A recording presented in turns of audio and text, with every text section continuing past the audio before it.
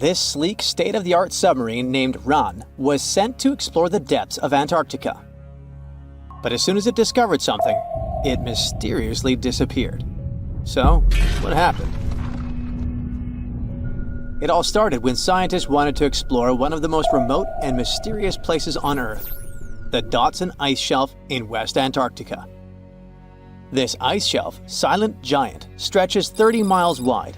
That's almost the length of New York City. It stands between two icy promontories, the Martin and Bear Peninsulas, and it hides an entire world of geological mysteries. If you think that Antarctica is nothing but a desert of super thick snow and ice, you're wrong. There are entire landscapes hidden deep down there. The underside of the Dodson Ice Shelf is a rugged, dynamic terrain shaped by the slow, relentless forces of nature. There are towering ice formations, deep troughs, and bizarre structures stretching for hundreds of feet. Scientists are super curious about it, but as you can imagine, this landscape isn't easy to explore at all. To find out more, we have to scan the area with satellites or try drilling through the snow, trying to collect the big picture, piece by piece. But these methods only gave us vague hints. The real breakthrough happened when scientists came up with the idea to let the submarines explore it. Autonomous submersibles could swoop deep into the icy waters beneath the Dodson Ice Shelf and tell us what's up down there. These robotic explorers have fantastic advanced sonar systems. It's that thing that bats or dolphins do. They can use sound to see the world. Basically, they send out sound waves underwater, and when those waves hit something like the ice shelf above or the seafloor below, they bounce back to the system. Animals feel how long it took for the sound waves to return and how they changed. And this helped them understand what's located where. For example, clicks that dolphins send out tell them where the fish are. We copied this crazy evolutionary trick and adapted it to our underwater exploration. Only our version is much cooler, with a higher level of precision, so we created detailed maps of the environment. The Ran submarine was one of those robotic explorers. It was named after the Norse deity of the sea. Ran had been meticulously programmed to navigate a treacherous landscape of Antarctica. But even with all this training, its journey led to an unexpected and eerie end. In 2019, Ran was sent to explore the depths beneath the Dodson Ice Shelf. It was a hero, the first one to go on a mission like this. The team said it was like seeing the other side of the moon. For 27 straight days, it worked tirelessly. It traveled over 620 miles beneath the thick ice. That's like a journey from Paris to Berlin. Ran went further and deeper than anyone could have imagined. At one point, it reached over 10 miles into the glacier's belly, and what it discovered down there was astonishing. Scientists thought there would be some smooth, uniform ice surfaces, but Ran revealed an underside marked by huge cracks, ridges. There were formations that looked like sand dunes, frozen in time. And finally, it found some mysterious swirling and teardrop-shaped patterns. They all looked more like art than geology. This actually tells the story of ice shelves and the ocean around it. Warm water sneaks in under the ice and melts it from below. Sometimes it smooths the ice out, but other times it carves out these weird, uneven shapes that look like patterns and drawings. And some of these shapes are huge, over 1,300 feet long. That's about 3.5 football fields. The reason why they look like swirling doodles is because the Earth spins. It makes the water turn in special ways, bending the shapes and drawing these spirals. It's called the Coriolis effect. Imagine you were on a merry-go-round and tried to throw something like a ball. It would go in a curve, not a straight line. Same thing happens with the water on Earth. Later, scientists found similar patterns in other Antarctic ice shelves, though they weren't as epic as the ones under Dodson. But Ran also discovered something horrifying. Turns out that these warm waters, aside from being great artists, are also a huge danger. The Dodson Ice Shelf isn't just hanging out serenely on the sea. It's part of a very delicate system and acts as a protective barrier that holds back huge glaciers in West Antarctica. The ice shelf is floating on the ocean, but it's still connected to the land. As warm water sneaks underneath it and the ice melts, the Dotson can't hold on to the land as tightly anymore. The protective barrier starts to weaken, and this lets the glaciers behind it move faster into the ocean. When those glaciers flow into the sea, they add more water, which could cause sea levels to rise, eventually changing our coastlines. Rand stumbled upon huge pockets where the ice was melting at alarming rates, all due to powerful underwater currents. It was like seeing a ticking clock on the glacier. The stakes were high, but luckily the submarine was ready. This time, it managed to return. And then, it worked for 5 more years, helping scientists with tons of useful data. The missions were daunting. There could be periods where Rand slipped into the pitch-black cavity beneath the glaciers, spending 24 hours without communication. But it was mapping every peak and every valley. It gained experience from over 40 missions below ice. Then, in early 2024, Rand went on a mission to the Thwaites Glacier. The mission was bold from the start. This place is also ominously referred to as the Doomsday Glacier. It's called that because it's slowly melting and has the potential to raise sea levels worldwide if it collapses, causing catastrophes everywhere. That's why Rand was dispatched to explore its underbelly, a place that had never been mapped so intricately before. The idea was to uncover the glacier's secrets, study how rapidly it was melting, and why. This was Rand's second time exploring Thwaites. During the previous visit, it became the first sub to ever map the glacier's underside. Rand was exploring the depths from 650 feet to 1,650 feet. It sent a lot of data about how the Doomsday Glacier was slowly melting due to warm ocean currents. But while venturing into these icy depths, something went wrong. Out of nowhere, Rand vanished. Without warning, without a trace. One moment it was sending back crucial data, and the next, it had slipped into the abyss. No distress signals, no final transmission, and it didn't return to the point it was supposed to. People sent extensive searches, helicopters soared overhead, drones buzzed through the frozen skies, but no sign of the submersible emerged from the glacier's grasp. After a while, Rand's batteries would certainly run away. So at this point, it had definitely been swallowed by the abyss beneath 1,500 feet of ice. That was a huge and sad loss for the scientific team. The scientists at the University of Gothenburg are now looking to replace Rand and continue their important research under Thwaites. To this day, scientists have no idea what happened to it. Some say it may have been trapped in the ice. Others believe it was pulled away by an unseen current. It also might have collided with something unexpected. Whatever the truth is, its disappearance has left scientists stunned, and it looks like the ice shelf will hold on to its secrets a little longer. At least we gained a treasure trove of knowledge from Rand's journey. Scientists keep exploring Antarctica, looking for history that hides under the snow. For example, they discovered that around 90 million years ago, a lush temperate rainforest thrived near the South Pole. They revealed an ancient world far warmer than they ever imagined. Deep in Antarctica, they unearthed fossilized roots, pollen, and spores preserved in the soil. All this shows that there was a swampy rainforest that flourished despite months of polar darkness. All these discoveries changed our understanding of Earth's climate, both in the past and the future. You're on a yacht in the south of France and get lost at sea. Your phone has no signal and the GPS stops working. There's no way you could swim to safety. Your chances of surviving are pretty much zero. Today's story is kinda like that, but swap the sunny vibes for the Côte d'Azur for the freezing winds of Antarctica. And instead of calm blue waters, picture a sea packed with towering ice as far as you can see. Oh, and forget about phones or GPS. Those didn't even exist back then. So yeah, getting through something like that is basically impossible. But for the crew aboard the Endurance, this wasn't just some what-if scenario. It was real life. And yet, they survived by leaving their ship behind. Fast forward more than 100 years, and scientists finally found their vessel deep in the ocean. Now, new 3D images are helping us bring one of the greatest real-life survival stories to life. Alright, from the top.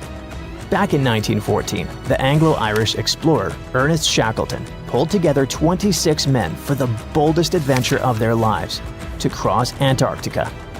We're talking about the toughest places on Earth, a frozen wasteland with brutal winds, long dark nights, and freezing temperatures that can drop below minus 76 degrees Fahrenheit. But for the crew of the Endurance, getting there just sounded like a good time. So, on August 8, 1914, they set sail on their maiden voyage. And by October of that same year, they made it to South Georgia Island. From there, they'd finally head toward their main goal, the Weddell Sea, on the coast of Antarctica. This place is known for its brutal winds, thick sea ice, and freezing waters. Yep, not exactly the coziest place to be. Only 2 days after they left South Georgia, the Endurance ran into a bunch of thick ice, and they started moving super slowly. Thick slabs of ice locked around the ship like a slow, silent trap. At first, the crew waited. Maybe the ice would break up. Maybe the ship could push through. But days passed, then weeks, then months. The ship was stuck, completely wedged into the frozen sea, unable to move. It was February. A small patch of open water suddenly appeared a little way ahead of the Endurance. There was hope, but getting there wouldn't be easy.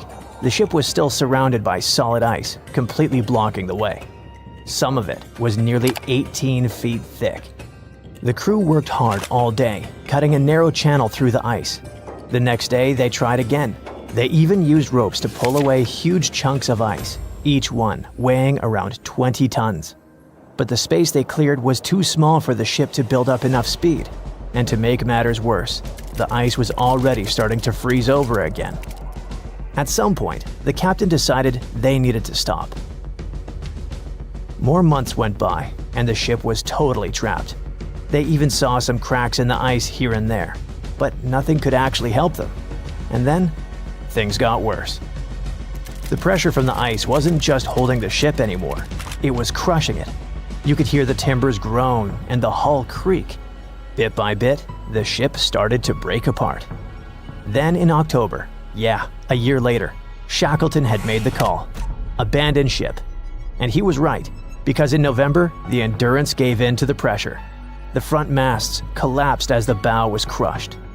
A few days later, the stern was lifted out of the ice, and then the whole wreck dropped into the ocean. And just like that, the Endurance was gone, buried beneath the ice. Okay, but what happened to the crew? The men grabbed whatever they could and set up camp right on the ice, stranded in a world of nothing but white in every direction. No radio, no help coming, and no way to know how long the ice would hold. For months they drifted with the frozen sea, camping on moving slabs of ice, always alert. Eventually, they climbed into small wooden lifeboats and started rowing through freezing waters, dodging towering icebergs, battling waves that soaked them to the bone. It was exhausting, freezing, terrifying, but they kept going. Finally, they landed on an isolated rocky stretch of land called Elephant Island. Their first solid ground in over a year, but it was uninhabited and offered no real chance of rescue. So Shackleton picked 5 men, loaded up the strongest lifeboat, and set across 800 miles of open ocean to try and get help.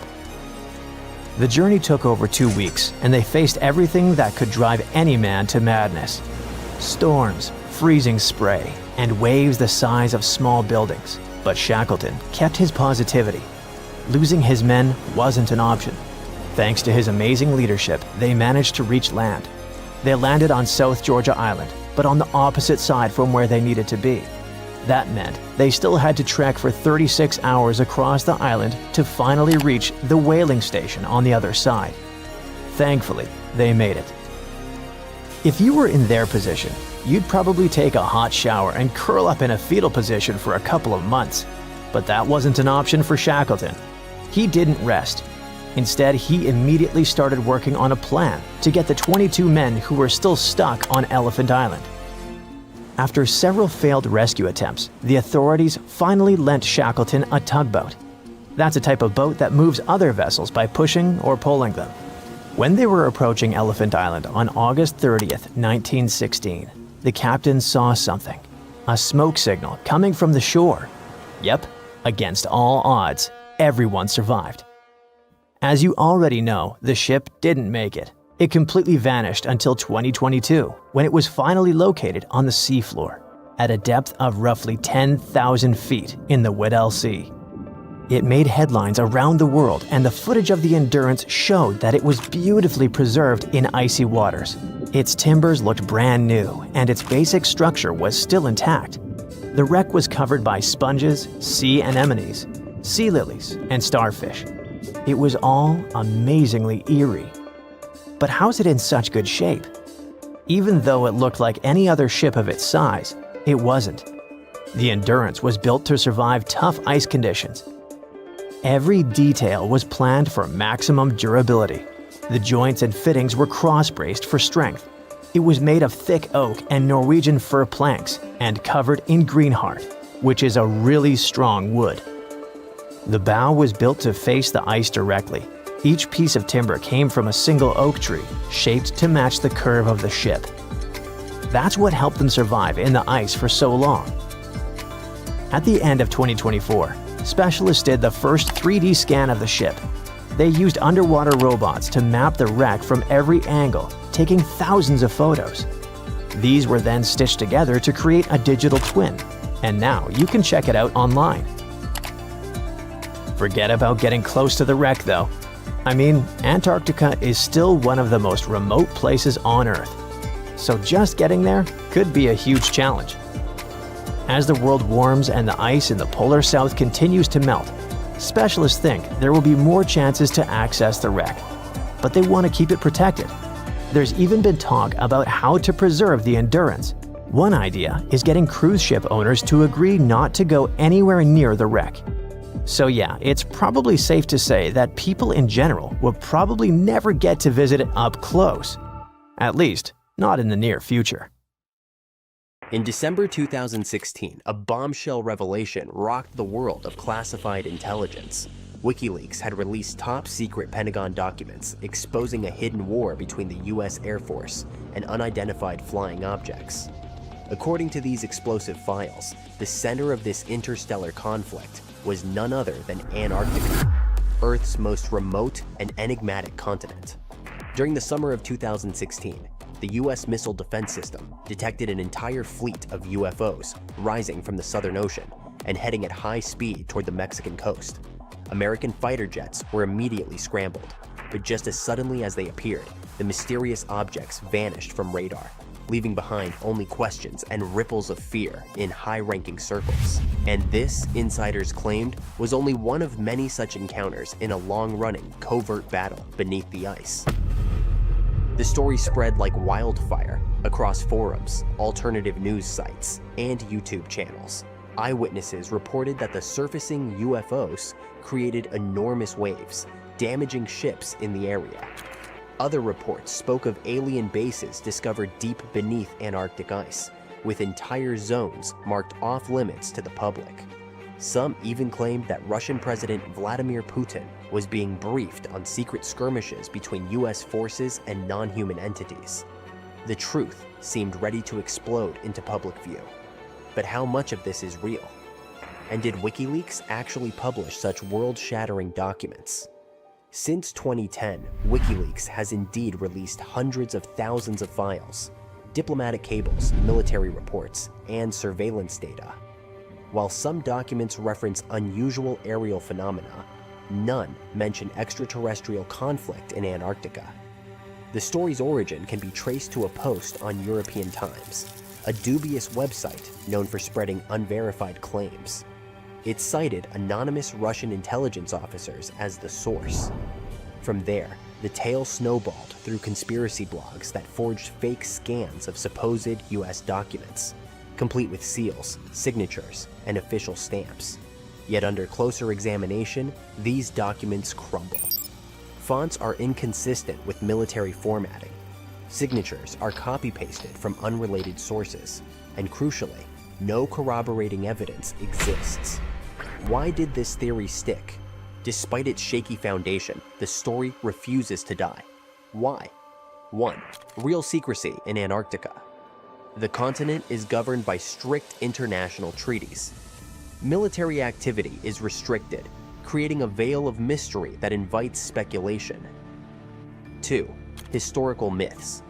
Tales of Nazi bases, ancient alien ruins, and lost civilizations buried under Antarctic ice have long fueled the imaginations of conspiracy theorists. 3. Real UFO sightings. The US military has confirmed encounters with unidentified aerial phenomena, such as the famous 2004 Tic Tac incident, adding legitimacy to UFO narratives. 4. The WikiLeaks halo. For many, anything associated with WikiLeaks automatically seems credible. That association lent weight to the fabricated documents.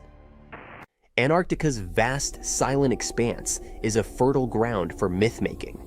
From secret bases to wormholes, the continent has become a canvas for every kind of fantastical speculation. Even real locations like Lake Vostok, a subglacial lake Russian scientists spent decades drilling into, have been dragged into alien lore despite zero scientific evidence.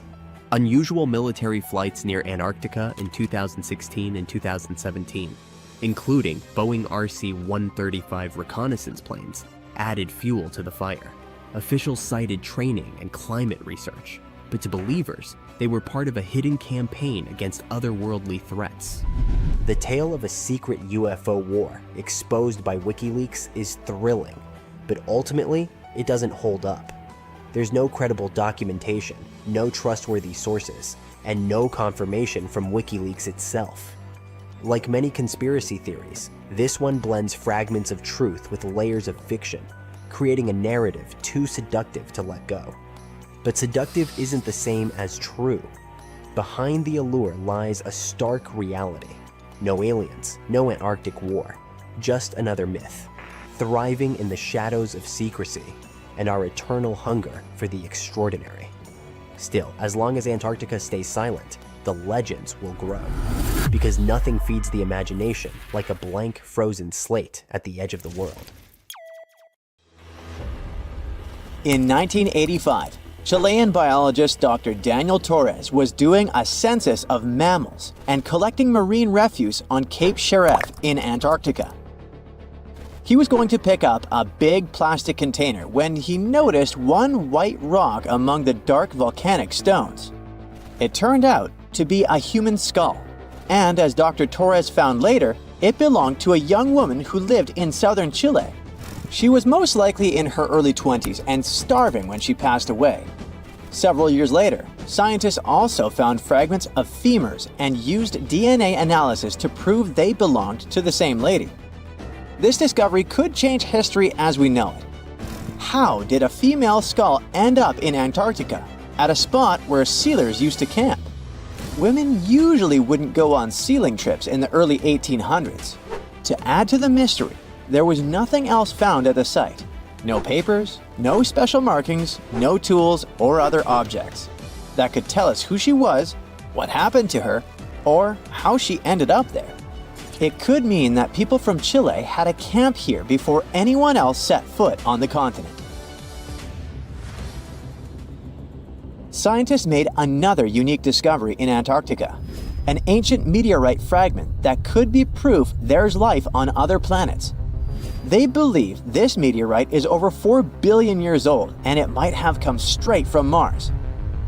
In 1996, NASA scientists announced that they found special chemical marks on the rock.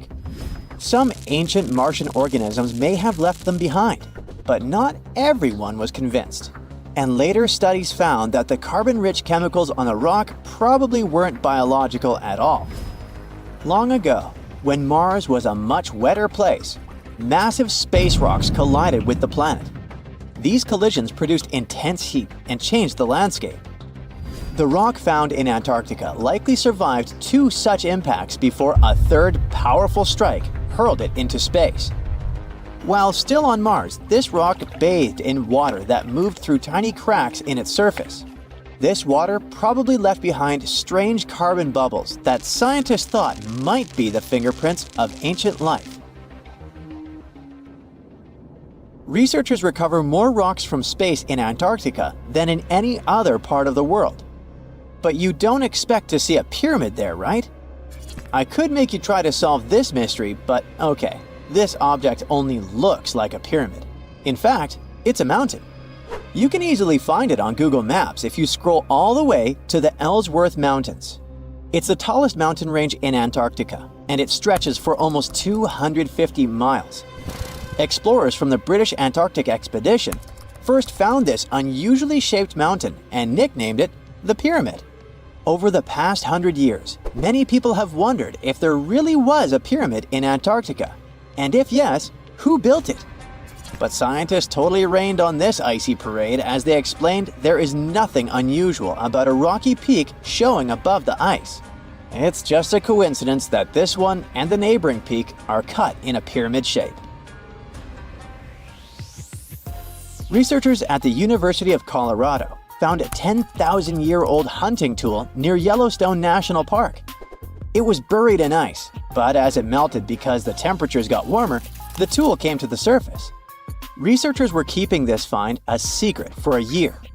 They wanted to get the findings published in a scientific journal before amateur archaeologists would get there and start their own search operations on the site and disturb it.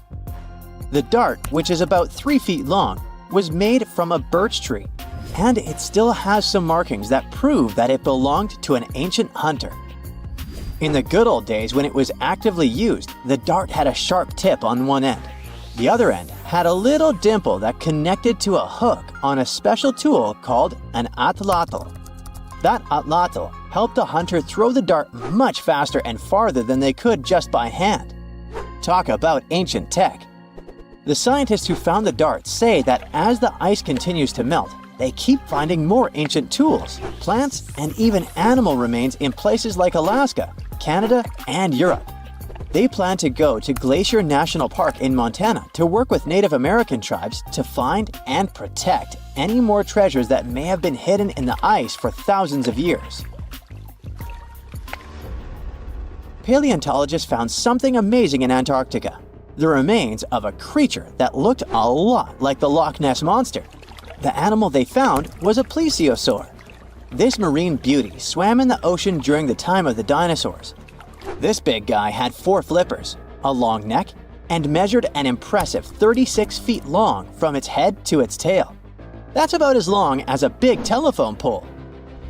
This specific type of plesiosaur is the largest one scientists have ever discovered.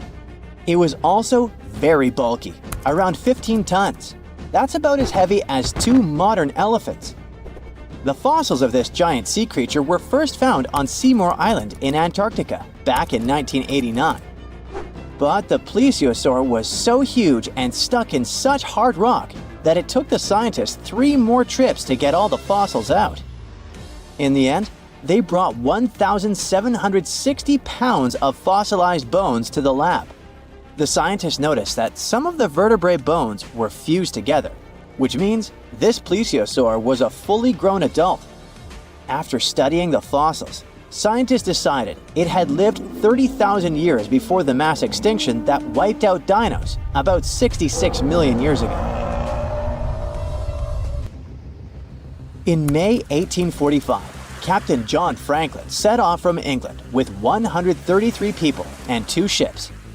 They were trying to find a sea route called the Northwest Passage to make traveling between Europe and Asia shorter and faster. The last people who saw Franklin and his crew were sailors on 2 whaling ships in August of that same year. After that, no one knew what happened to them, and it became a big mystery that lasted almost 170 years. People sent search teams to the icy parts of northern Canada, where they found some spooky clues. There were things left behind by Franklin's crew, and they heard sad stories from Inuit people who lived there. They even found a note from 1847 on King William Island, written by one of the crew members. The note said the 2 ships had gotten stuck in the ice. Finally, in 2014, Canadian scientists announced that they had found the wreck of the Erebus at the bottom of the Wilmot and Crampton Bay. 2 years later, they found the second ship, about 45 miles away. Both ships were still in great shape, even after being underwater for so long. Underwater archaeologists studied the cabins on the ships and brought back hundreds of objects. Thanks to these artifacts, they can paint a better picture of what really happened during the last days of Franklin's dangerous journey. A mountain hiker found an unusual sandal in an area known as the Horse Ice Patch in Norway in the summer of 2019. The hiker sent GPS coordinates and photos of the find to researchers who study archaeology preserved within glaciers and ice patches. The archaeologists checked the weather forecast and figured out that they only had 1 day to retrieve the show before the snow covered it with a thick blanket. Then it would take years for it to melt, so they had to act fast and rush to the location to secure the sandal. This vintage shoe turned out to be around 1,700 years old after radiocarbon dating. They also found other artifacts in addition to the Iron Age footwear, such as frozen horse manure from the Viking Age and textiles. All these findings could mean that there used to be a travel route in the mountains that connected inland Norway to the coast a long time ago. Welcome to one of the most mysterious and unexplored places on Earth. But what's so special about that? It's just some icy peaks and the endless snowy expanse of Antarctica. Yeah, that's right, but there's still a planetary scale mystery here. No matter how hard you try, you won't see a hidden mountain range, giant, unexplored land where no human has ever set foot, and it lies under another layer of mountains. It's like a nesting doll, but the size of a continent. These mountains hide Antarctica secrets, and these secrets can tell us something awesome about the ancient history of our planet. This gigantic unexplored territory in Antarctica is called the Gambritsev Subglacial Mountains. And the layer of ice above keeps this place untouched by nature and people. It's like a land inside another land, and it hides more than just mountains. There are valleys, hills, and plains. The whole area is similar to the European Alps, but unfortunately, we can't enjoy the view. Those mountains were first discovered in 1958 using seismological instruments. More than half a century has passed since then, and this place still remains one of the most poorly studied tectonic objects on Earth. Why? Because it's ice. A lot of ice. Who knows? Maybe there are some unknown ancient artifacts lying there. What if they're hiding a secret city or spaceships? It's unlikely, of course, but it would still be interesting to look there. Think about it. Hundreds or even thousands of miles of land that have remained unchanged for hundreds of millions of years. Even if no new species of animals or remains of an ancient civilization are there, this place still has a history. The history of the formation of continents on our planet. And scientists have already figured out some of this story. The mountains buried in Antarctica were originally like ordinary mountains, but as a result of a planetary scale event, they just… Wait a minute. Have you ever wondered how mountain ranges are formed? We see them in real life, in movies, in photos on the internet. We climb them. But how did they appear? Mountains have not always existed on the planet in this form. They appeared as a result of a large-scale collision of tectonic plates. Two giant solid chunks of ground are moving toward each other, then crash, and boom! Millions of tons of the Earth's crust pile on top of each other, mix, and form ledges and gorges. And all this can last for millions of years. Yes, it's a disaster, but it's very slow. Some tectonic plates are still colliding. For example, the Himalayas continue to grow because the Indian and Eurasian plates are still ramming into each other. And this process began about 50 million years ago. The Gambritsev Mountains under ice experienced a similar event, only much earlier. An article in the journal Earth and Planetary Science Letters says that they appeared during the formation of the supercontinent Gondwana. Two giant pieces of land were separated by a boundless ocean. But then, about 700 million years ago, they collided and formed Gondwana. This supercontinent included the territories of modern Africa, South America, Australia, India, and Antarctica. The giant pieces crashed into each other and released a stream of hot, partially molten rock. This mess grew bigger and bigger, forming mountains. The temperature of those mountains grew, their mass increased, and at some point, Gondwana became unstable. The supercontinent began to collapse under its own weight. The hot rocks below the surface began to flow sideways as a result of a process called gravitational spreading. Take toothpaste and start squeezing it out of the tube. Approximately the same thing happened with billions of tons of red-hot rock. Ancient mountains in Antarctica appeared right during this catastrophic event. You've just watched a visual simulation of global events that took place hundreds of millions of years ago. It looks cool, but how did scientists figure it out? How did they see this planetary-scale destruction? If the Gambritsev Mountains under ice is one of the most unexplored places in the world, then how could people find out its origin? The answer is simple. Tiny particles of rock have told us about the changing landscape of the planet. These are zircons, but scientists also call them time capsules. This mineral is very handy and resistant to mechanical and chemical influences. It's difficult to crush, it doesn't get affected by erosion, and it doesn't dissolve in water. And there's uranium inside it. This chemical element shows scientists the age of the rock. The fact is that uranium always decays into lead at the same rate. Scientists look at the ratio of uranium and lead and determine the age of minerals with great accuracy. Okay, this sounds a bit complicated. Here's a simple example. Imagine that each mountain belt is a clock that starts ticking at the moment of its formation. That is, after the collision of tectonic plates. After the rock forms, uranium begins its slow decay. The more time passes, the more uranium turns into lead. The rate of this decay is always the same. This decay can last for billions of years. The less uranium is in zircons and the more lead, the older the rock is. And this is how it happens in practice. Geologists take several rock samples. In a lab, they crush it to extract crystalline zircons. Geologists then dissolve the particles in acid to separate uranium from lead. Then they use a special device, a mass spectrometer that accelerates atoms and sorts them by mass. This is a rather complicated process, but the bottom line is that this device shows scientists the amount of uranium and lead. They look at the ratios of these two elements and calculate the age of the rock. Geologists took zircons from sandstones near the Gambritsev Mountains, studied those particles, looked at the level of uranium, and calculated the chronology of mountain formation. Then they compared the data obtained with the history of our planet and realized that the mountains buried in Antarctica appeared during the formation of the supercontinent Gondwana. But how did they find out that the supercontinent included Australia, India, and Africa?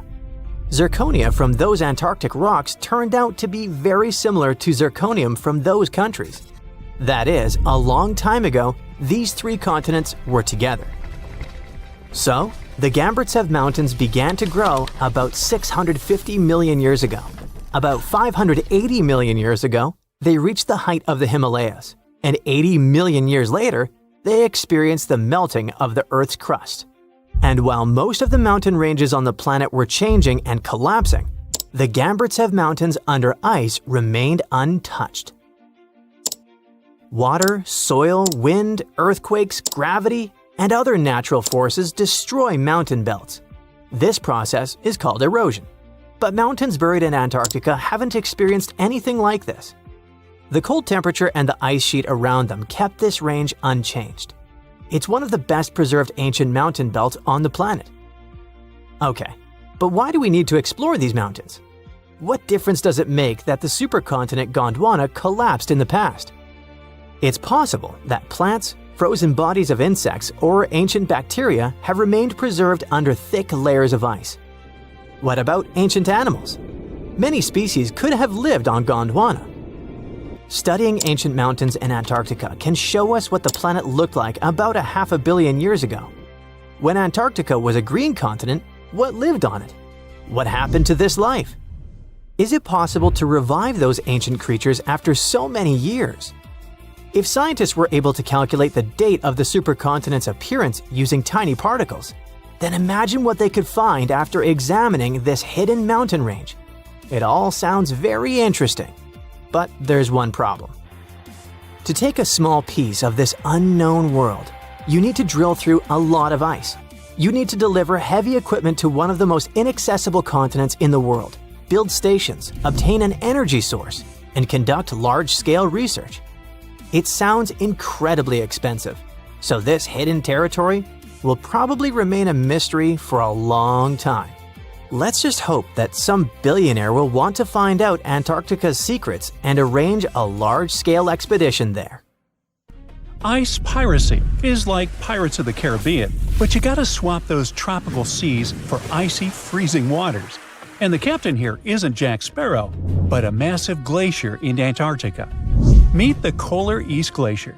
Its calm, sparkling surface might look innocent, but don't be mistaken, it is a pirate, and a pretty skilled one too. Instead of gold, it's been stealing ice from its neighbors at record speed, and scientists can't believe what they're seeing. So, what exactly is ice piracy? Arr! This is a strange kind of glacier movement, where one glacier starts taking ice from another nearby. Instead of minding its own business and slowly sliding toward the sea, it suddenly changes course and begins pulling ice that used to belong to its neighbor. The pirate glacier speeds up, the victim slows down. The problem is that the balance of ice in the region might get completely thrown off. This isn't brand new information though. Scientists have known about this quirky behavior for quite a while. But they used to think that this process took hundreds, maybe even thousands of years. Now, something really strange is happening in Antarctica. We're seeing, for the first time ever, a glacier pirate in action, and it's moving much, much faster than anyone expected. It all started when researchers from the University of Leeds began looking at satellite images taken between 2005 and 2022. They wanted to analyze the rates of flow from 8 ice streams in West Antarctica. And yes, glaciers do move. Think of them as huge piles of snow that have turned into solid ice over time. This ice slowly changes shape, shifts, and moves. That's why glaciers are often called rivers of ice, because they flow, for real. Gravity is what makes it happen. The ice slowly slides and deforms under its own weight, thanks to the pull of gravity. And when it comes to glacial movements, they can either advance or retreat. If more snow and ice build up and melt away, break off, or evaporate, a glacier will advance. But if it loses more than it gains, it will retreat. Oh, and glaciers also move at different speeds, depending on things like the slope of the land beneath them. But if that flow starts speeding up, well, that's bad news for coastal communities all over the world, because that means more ice is moving from land into the ocean, which contributes to Antarctic ice loss and, eventually, sea level rise. Now, back to the recent ice research in Antarctica. The team calculated ice velocity using a tracking technique that measures how visible features like cracks or rifts on the ice surface shift over time. And they found that 7 of those 8 Antarctic glaciers had sped up. On average, they've doubled their speed since 2005. Given the impacts of how Antarctica's climate is changing, warming up more and more each year, this doesn't really come as a surprise. But here's something strange. One glacier, just one, slowed down. We're talking about the Polar West Glacier. It slowed by about 10% over the study period. But how can a massive chunk of ice just hit the brakes, so to speak? To figure that out, researchers looked at its surroundings, and there it was, the culprit, the Polar East Glacier. Experts think Polar West slowed down because it's flowing toward its pirate neighbor, Captain Whitebeard, Polar East. That one's moving much faster. In fact, it's one of the fastest glaciers in the area. Its speed has been increasing by about 105 feet every year over the study period. Okay, that might sound slow, even for a tortoise. But for a glacier, that's disturbingly fast. Polar east is the Usain Bolt of ice chunks, and that's not even the most impressive part. The strange thing is that it changed its flow direction. Instead of moving straight ahead like it used to, it's now turning towards its neighbor, Polar West, and pulling ice from it. Scientists think this is happening because the ice at the point where the glacier meets the ocean is melting faster than before. That glacier melting makes the ice thinner, and as it thins, it changes the way the ice upstream flows. So now, instead of feeding both glaciers evenly, more of that ice is being funneled onto Polar East. In short, Polar East is speeding up and changing its course. So now it's pulling or stealing ice from its slower neighbor. And just like that, this mysterious glacier in Antarctica became a real ice pirate. Okay, this whole ice piracy thing isn't that weird. I mean, it's part of how glaciers normally behave. Slow, dramatic, and occasionally a little mischievous. What really blows scientists' minds is how fast it's happening. They used to think this was a super slow process, something that would take hundreds or even thousands of years. But this one is taking place in just 18 years. And this is a huge satellite discovery in Antarctica. I mean, scientists were only able to spot it thanks to the Copernicus Sentinel-1 mission, a pair of European satellites that use radar to keep an eye on Earth's surface. They can track changes in ice, land, and ocean with incredible precision and coverage, making them perfect for studying how the polar regions are changing. Because here's the thing, keeping an eye on the coldest parts of our planet is becoming essential for our future. And this particular part of Antarctica, where both the Polar West and East glaciers are located, is thinning faster than anywhere else. Its glaciers are retreating at record speed. The grounding line, the point where the glacier stops resting on land and starts floating on the sea, is moving backward. When that happens, the ice sheet slides into the ocean even faster. But scientists say glaciers aren't just melting, they're reshaping themselves in completely new ways. And that's exactly what's happening with the Polar East Glacier. Seeing a pirate glacier in action firsthand has once again changed how scientists look at things. The new data on ice piracy shows something they've never seen before. Glaciers and floating ice shelves are interacting in new and surprising ways. So, more and more, experts need to rethink how these icy giants behave as the world warms up. And that's a big deal, because they play a significant role in how fast sea levels rise this century. In fact, Antarctica's glaciers are one of the biggest reasons our oceans are swelling. The continent is losing about 135 billion tons of ice every year. That's like dumping tens of billions of Olympic-sized pools of water into the ocean annually. If all of its ice melted, sea levels would rise by about 190 feet. That kind of rise would flood much of Florida and huge areas of the Netherlands and Bangladesh, for example. Many small island nations would completely vanish beneath the waves. Now, you might be asking yourself, what's hiding beneath all of Antarctica's ice? Well, it might look flat from above, but underneath that mile-thick layer of ice lies a whole landscape of steep mountains and deep valleys, crossed by winding rivers. Those hidden rivers could play a crucial role in how the ice sheet reacts to all this unusual warmth. Scientists now predict that as Antarctica's ice sheet keeps melting and thinning over the next few decades, those subglacial rivers will grow, overflow, and shift into new paths. This could make some of the biggest glaciers near the coast start to break apart faster, and that would make sea levels rise more quickly. So that's why understanding these changing dynamics and glacier movement, like our icy pirate, is so important. Every new discovery helps scientists figure out what's really driving Antarctica's glaciers and how they are responding to a warming world. The more we learn about these frozen giants, the better we can predict what might happen next, and how changes down in Antarctica could ripple across the entire planet. A vast expanse of white snow, freezing winds, lifeless landscapes, and weird, eerie signals seemingly coming from within Earth. These radio pulses occur in Antarctica, and no one can figure out what they are and where they're coming from. You see, scientists are running an experiment called ANITA, short for Antarctica Impulsive Transient Antenna. Basically, it's a bunch of detectors strapped to giant balloons and floating way up above the South Pole. Their job is to detect extremely high-energy neutrinos. How do they spot them? Right at the moment when neutrinos come into contact with ice and produce an intense, short burst of radio waves. Now, neutrinos are these tiny, almost massless particles that don't have an electric charge. They're everywhere, and billions of them are flying through you every second, even while you're watching this video. Neutrinos come from all over the place, from the sun, exploding stars, deep space, even from under your feet. The sun pumps them out non-stop as it fuses hydrogen into helium. Stars that are going off blast out huge bursts of neutrinos during supernova explosions. When high-energy cosmic rays hit our atmosphere, they make new neutrinos that rain down on us too. And some even come from radioactive stuff decaying inside Earth. The oldest neutrinos have been flying through the universe since the Big Bang, but they're practically invisible because they almost never react with anything.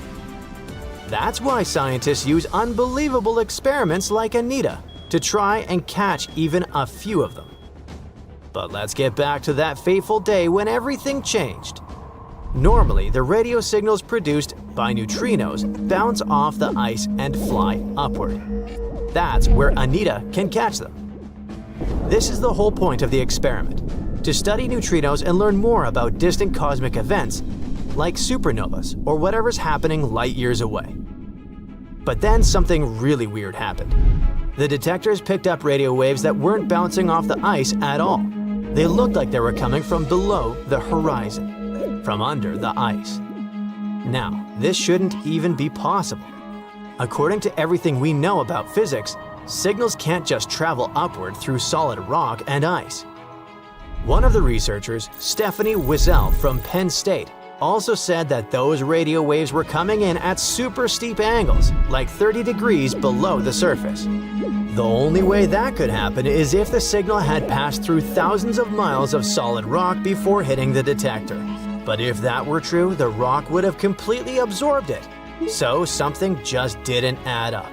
The team ran all the numbers and still got no clear answer. But for them, it was an interesting problem, since they didn't actually know what those anomalies were.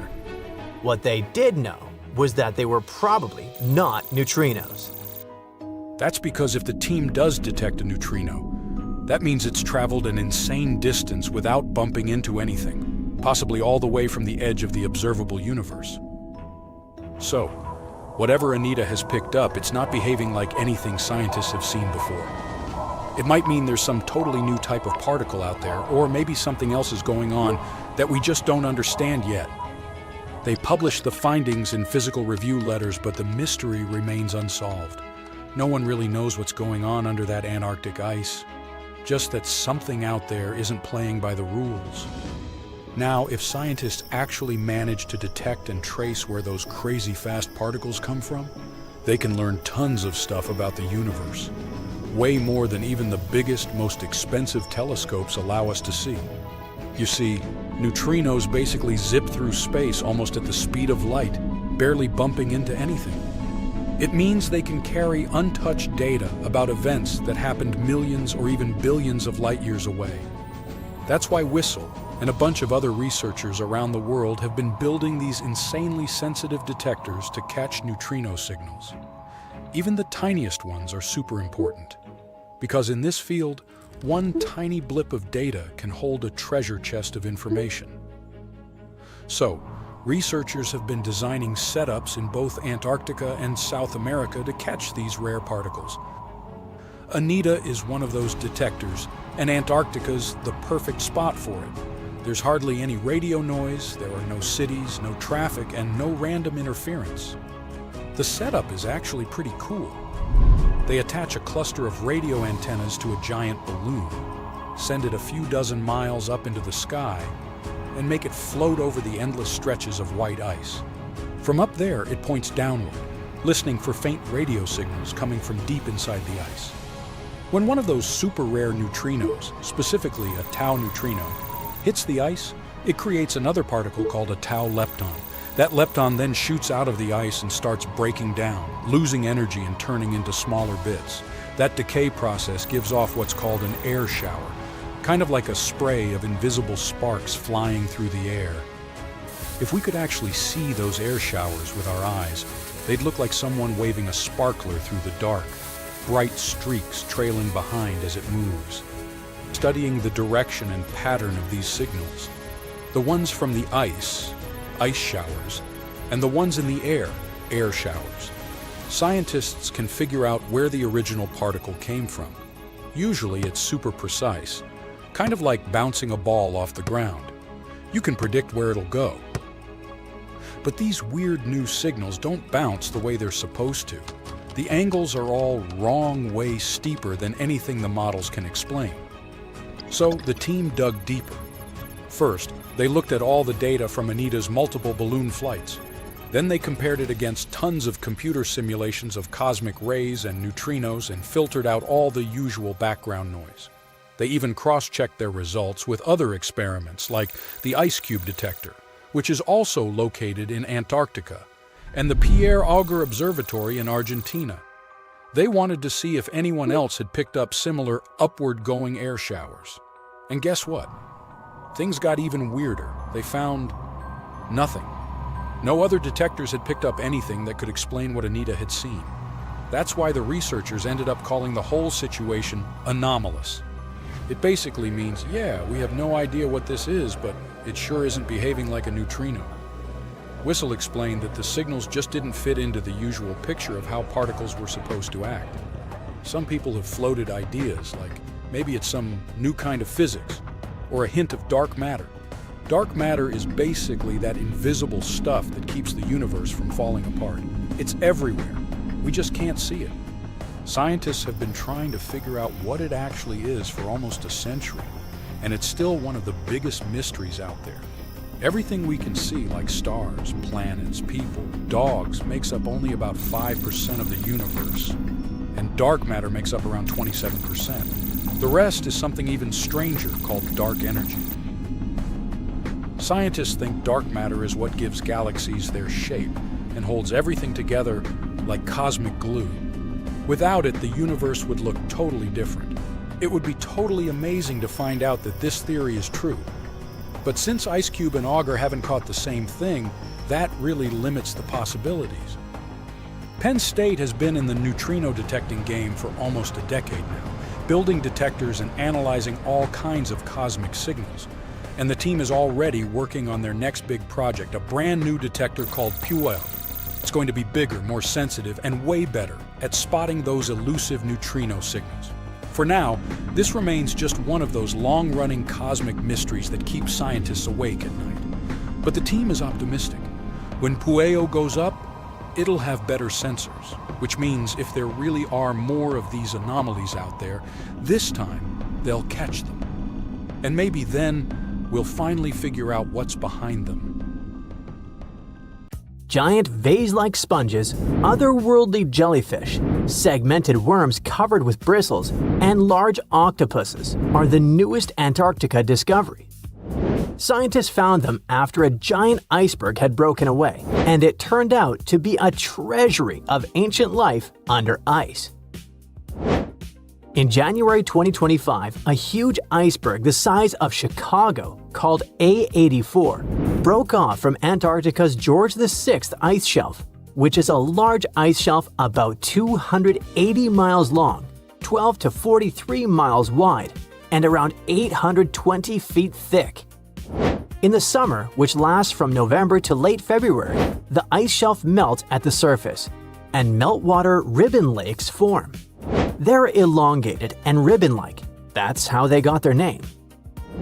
Anyway, when the iceberg floated away, it left part of the ocean floor wide open, and it was a spot no one had ever seen before. Scientists on the research ship Falkor 2 were nearby in the Bellingshausen Sea. As soon as they heard about the iceberg, they immediately changed their plans. They understood that it was a super rare chance to check out something unknown and amazing, like lifting a rock in the forest to see what's hiding underneath. The researchers used an underwater robot named Sebastian and explored the deep sea for 8 days. They went as deep as over 4,200 feet. Down there, they found a hidden ecosystem. There were big corals and sponges literally packed with sea animals. A whole world under the ice.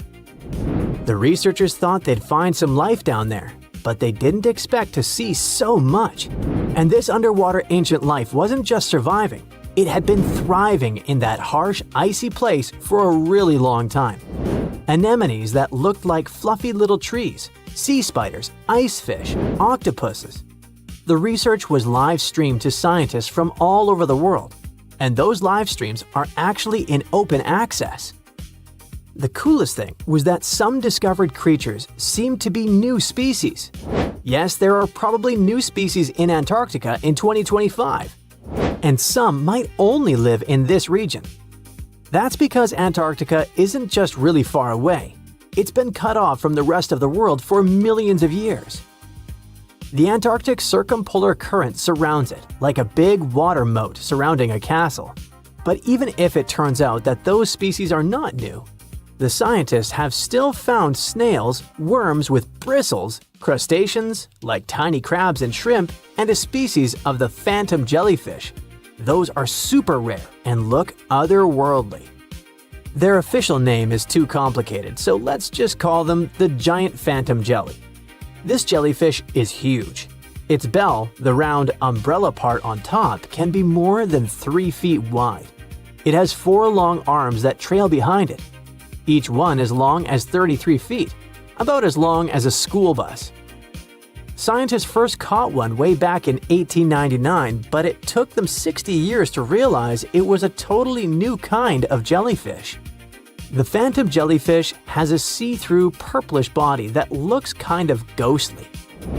Instead of normal jellyfish tentacles, it has these ribbon-like arms that help it catch food and pull it into its mouth right in the middle. Even though jellyfish don't have brains like we do, researchers watching the giant phantom jelly noticed something surprising. The otherworldly creature seemed to move its arms very carefully and with control, especially when swimming through tight spaces on the seafloor. It looked like it was being very cautious and deliberate. Ugh, creepy. Another sentient being? Jellyfish have a simple nerve net instead of a brain, which helps them sense the world around them. But the way this phantom jelly moved made scientists think it might be smarter or more coordinated than other jellyfish. Studying it can help scientists learn how animals without brains still manage to explore and survive in tricky places underwater. Another cool find was little worms called bristleworms. Scientists call them polychaetes. But let's stick with bristleworms because it kinda sounds fun. Lots of different kinds of them live in super cold, deep parts of the ocean. Bristleworms have bodies made of many segments, and they have tiny little bristles all along their sides. These bristles help them move around, feel what's near them, and even protect themselves from danger. One cool example is the Antarctic scaleworm. It's a type of bristleworm that lives in really cold, deep waters and has shiny, golden bristles that make it look pretty fancy. During Antarctic deep-sea exploration, the team also found giant sponges shaped like vases. Usually, sponges grow very slowly. So to get that huge, they must have been growing there for a really long time, maybe even hundreds of years. Their size shows that the deep-sea animals living around them didn't just move in recently. Those sea creatures have been there for decades and managed to form thriving communities under the ice. So, it really was ancient life hiding under all that ice. And that surprised scientists a lot. In older studies, people used to drop cameras through holes in the ice or visit iceberg areas long after the ice had broken off to explore hidden ecosystems. Back then, they mostly saw bare, empty seafloor with just a few living things. But this time, the team arrived just weeks after the giant iceberg broke away, and they got to see what was hiding right underneath it. The first 9 miles behind the ice shelf can hide rich and busy ecosystems. The area is dark, cold, and hidden for ages, and still, all kinds of creatures live there. This shows that life can survive in places that seem too harsh or frozen for anything to live. On the other hand, finding all this life down there isn't super surprising. Lots of animals live in dark, cold places underwater, so it makes sense that they'd be under the ice shelf too. The ice kind of hides them and keeps them safe from anything going on above. But what's weird is how many different kinds of creatures live there, even though it used to be a really closed-off space. It actually looks a lot like the seabed in parts of Antarctica that don't have ice on top. How can that be? Usually, tiny plants called phytoplankton grow near the surface where sunlight hits. Little shrimp-like animals called krill eat those plants at night. When krill get full, they sink down and bring food and nutrients to the ocean floor. Even their waste helps feed the deep-sea creatures. But if there's a huge ice cap above, sunlight can't get through, so no plants can grow there and no krill bring food down that way. Scientists thought this would mean less food and fewer animals down there, but they found a lot of life anyway. Turns out, food and nutrients probably sneak in under the ice, carried by underwater currents, kind of like rivers flowing under the ocean. Scientists found some animals that lived a long time, so it looks like those currents, which mostly come from melting glacier water, bring enough food to keep the ecosystem healthy and full of life. No one really knows what's going to happen to all that deep-sea life now that the iceberg has floated away. Those creatures have lived under the thick ice for who knows how long, in super stable, pitch-black conditions. Obviously, they're not exactly fans of change, so losing that icy roof might totally mess with their whole setup. One of the scientists mentioned that the ice shelf the iceberg came from has been creeping backward, like 25 miles over the last 50 years. That's a part of a bigger pattern. Antarctica's ice is melting faster and faster, which pushes sea levels up around the world. That's why this Antarctica discovery matters. The team's trying to figure out not just what's happening now, but how this hidden ecosystem fits into the bigger picture. If we can understand how this place is changing over decades or even centuries, maybe we can predict what's coming next. And it's pretty amazing that breaking ice can tell us so much, right? Scientists just discovered a lake in Antarctica that flips everything we thought we knew about life on Earth. They drilled through thick ice and found liquid water where everything should be frozen solid. And inside this water, there is life. I mean actual living organisms thriving in the dark, untouched for ages. The story starts with an expedition that added a new, super important spot to the Antarctica map. Between November 2019 and January 2020, researchers trekking across the frozen desolation reached an area called Enigma Lake. They thought they were walking over a huge slab of solid ice, but their gear showed something different. So they used a powerful drill to get through the ice, peered beneath layer after layer, and detected at least 40 feet of liquid water trapped under the surface. They came looking for a rock, but found a hidden world under ice in this Antarctica lake, where they would least expect it.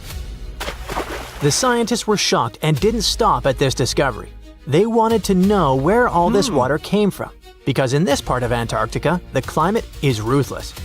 Extreme temperature, low precipitation, punishing winds, and solar evaporation aren't exactly perfect conditions for a lake. Any fresh water was supposed to have dried up long ago. So there had to be a source for refills for a subglacial lake in Antarctica like this one. The researchers looked at the chemical composition of the salts and dissolved materials in the water. They noticed some patterns that pointed to a source. It looked like the nearby glacier was feeding the lake via some underground pathway nobody expected to exist. So there it is, an amazing Antarctica discovery hidden beneath ice, fed not from rain or surface melting, but from an underground flow that circles the Earth in silence. And because of that, when the team drilled deeper, they didn't just find water, they found a secret ecosystem. Life where they thought there couldn't be any. Now, by life here, I don't mean the kind that waves at us. I mean tiny creatures, tiny structures, microbial communities that evolved in isolation, shielded by the ice, and pretty restricted to their hidden home. They cover the lake bed in microbial mats, not just blobs of algae, but complex, carpet-like mats of microorganisms. Some mats look like thin, spiky coverings, others like thick, crumpled carpets, or even tree-like structures up to 15 inches tall. And these formations, looking straight out of a sci-fi movie about life on distant planets, aren't random specks of DNA floating in water. They are thriving, building structures, layering, changing over time. So the lake bed is kinda like a forest floor, only it's dark, cold, and covered by ice. If life can flourish under 45 feet of ice in near darkness, maybe our ideas of where it can exist need updating. And we don't know what happens when we disturb this hidden lake ecosystem. What if we inject humans, machinery, or even our breath into the mix? These microbes have lived isolated for who knows how many millennia, maybe even millions of years, without any exposure to the world above. If humans mess with them, these organisms could be at serious risk when they meet microbes they had never met before. The lake could get contaminated, and its ecosystem could change for good. As we step into this new territory, we must be extra cautious. After all, the entire Antarctica is like a book of secrets of evolution, adaptation, and survival that we must read carefully. This continent keeps surprising us. Animals that were never seen before turn up in its remote corners, from bizarre sea creatures to ice-loving insects you didn't know existed. For example, the ice-loving sea anemone scientists spotted hanging upside down from the underside of the Ross ice shelf. It looks like a delicate flower glued to the ceiling, waving its tentacles into water as cold as a bad breakup. Researchers steered a robot under the ice and found a brand new species. Then there's the celebrity newcomer with serious red carpet energy, the Antarctic strawberry feather star. This floating pom-pom can have up to 20 arms. It got its nickname because the body looks, you guessed it, strawberry-ish. And oh, I guess Antarctica is the last place where you'd expect to see a fish nursery, but it has the largest known one in the whole world. Researchers were there towing their cameras along the Weddell Sea seabed to map it when they spotted thousands, then millions of identical bowls in the sediment. The nests covered 93 square miles of seafloor, and there were a total of 60 million of them, one every 10 inches. All the nests belong to icefish. These creatures are white-blooded, meaning they don't have hemoglobin, the stuff that makes blood red, and somehow they still manage to survive in water cold enough to shatter your soul. Every nest had a parent fish sitting guard over about 1,700 eggs. Turns out, Weddell seals feast on icefish, so this massive breeding ground isn't just a nursery, it's also a buffet for the neighborhood predators. And speaking of buffets, the icefish themselves feed from a warm upwelling that pulls up nutrients and microscopic zooplankton. It's all pretty cool that the icefish colony has a hard edge, a literal line in the sand. The edge of that border matches perfectly with the outer rim of the warm upwelling, which looks like a carefully crafted evolutionary trick. Another Antarctica discovery that shocked scientists wasn't a cool-looking fish or a dinosaur bone, but something probably even more important for science: bubbles. Tiny ancient bubbles trapped inside what might be the oldest ice ever brought up to daylight, nearly 1.2 million years old. Before this discovery, researchers had recorded climate history going back 800,000 years, but they wanted more. They spent years searching for the perfect spot where ice could tell the story straight through. Some Antarctic regions hold ice even older, maybe 3 or 4 million years. But it's patchy, and they needed a continuous record. When they finally drilled into the right spot, they found crystal clear ice cores with bubbles that trapped the atmosphere of Earth as it was hundreds of thousands of years ago. When scientists analyze the air inside, they're not just studying gases. They can tell what our distant ancestors inhaled, what the planet exhaled, and how the rhythm of life and climate played out long before us. The period around 900,000 years ago, the same time sealed inside this ice, may have been one of humanity's closest calls. According to genetic studies, the human population shrank to about 1,300 individuals on the entire planet. Nobody knows what exactly led to this, but it could have been the climate. So these ancient bubbles might hold the clues we need to understand how our ancestors survived one of the toughest chapters in Earth's story. And maybe how we can survive the next. Because the planet keeps repeating itself in new and uncomfortable ways, and Antarctica has lessons to teach us. One lesson we might learn the hard way has to do with what's under its ice. Scientists recently found that there's something brewing beneath Antarctica that's anything but chill. There might be volcanoes there, quietly waiting for their moment. Yeah, you heard it correctly. Volcanoes, the hot, fiery kind sitting under miles of ice.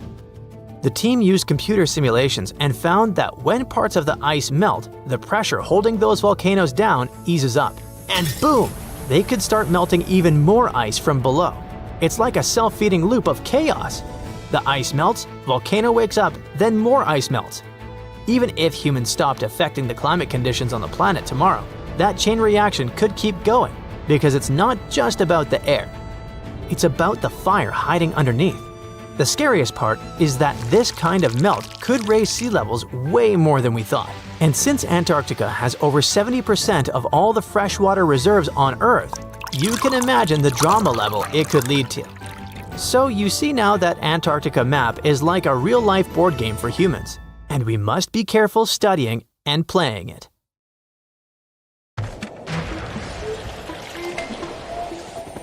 There's not much to do in Antarctica except scientific work. You could check out the wildlife, like some cute penguins and seals, and you'd get to see the occasional whale swimming around. Antarctica is one of the biggest lands out there that's only inhabited by scientists and researchers from all over the world. These scientists dug a hole through some pretty thick ice to study the ancient air and how the atmosphere cleans itself. They used a special drill and dug a clean cylindrical hole 450 feet below the surface. Some of this ice can be up to 800,000 years old and is a good indicator of what the climate was like in the past. It's like checking out tree rings to determine how old a certain tree is, except it's more complicated than that. After the effortless digging, they decided to drop some ice to the bottom of the hole to see what would happen next. They heard some really unusual sounds.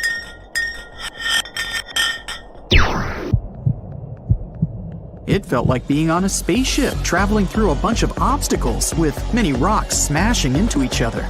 The pitches changed over the quick descent of the block of ice, ranging from high pitch and ending with a low heartbeat-like sound.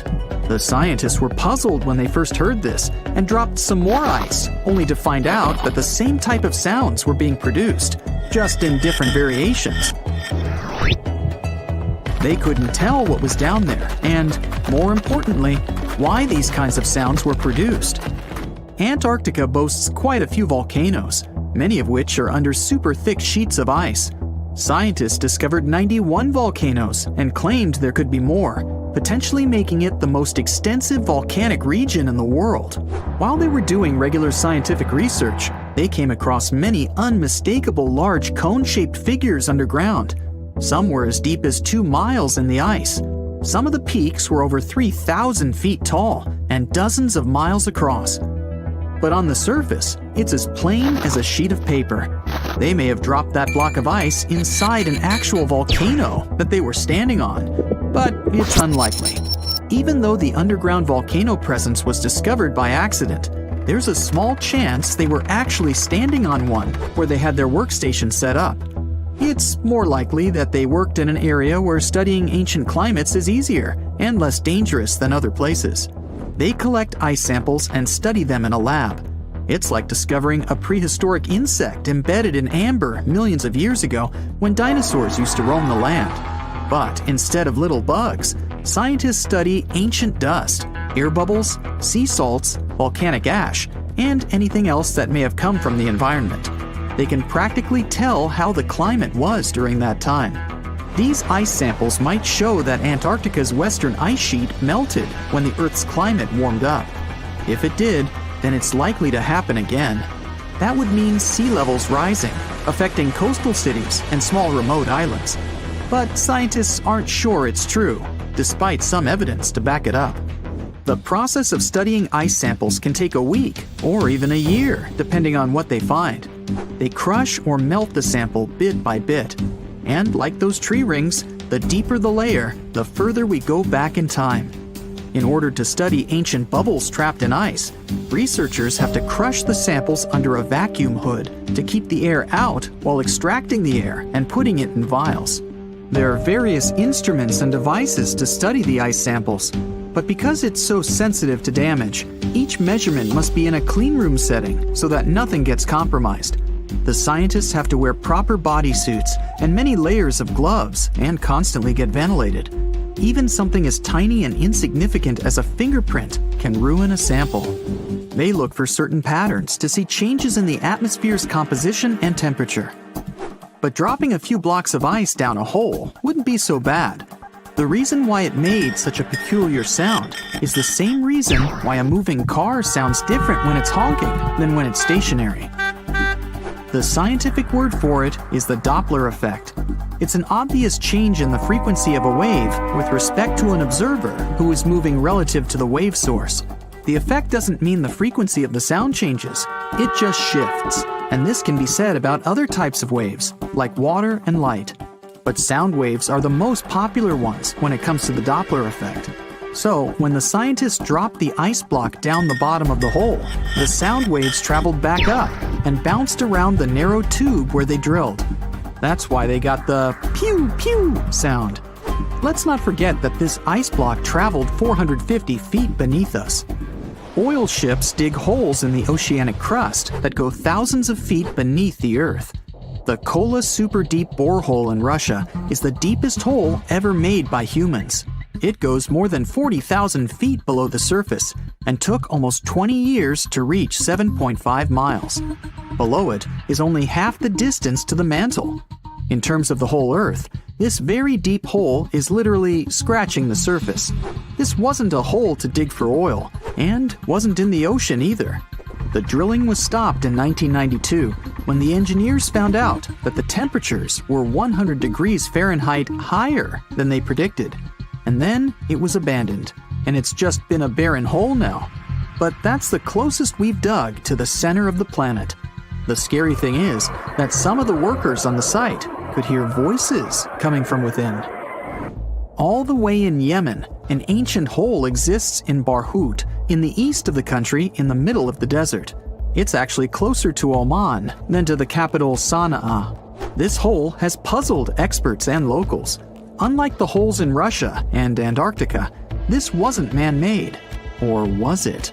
It's been around for many years, and the locals try to steer away from it.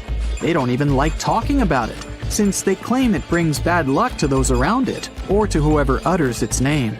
They claim it was created as a prison for spirits, but many rule that out.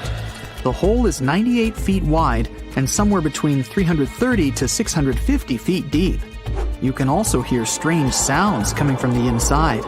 But according to some scientists, the well has little to no ventilation and barely has any oxygen down there. So it's unlikely that anyone or anything lives down there. The Challenger Deep in the Mariana Trench caught some low-pitched grumble sounds in March of 2016. Some of these grumbles were followed by screeches. They caught these sounds in a span of weeks, using a titanium-encased microphone so that the immense pressure of the lowest point on Earth wouldn't crush it.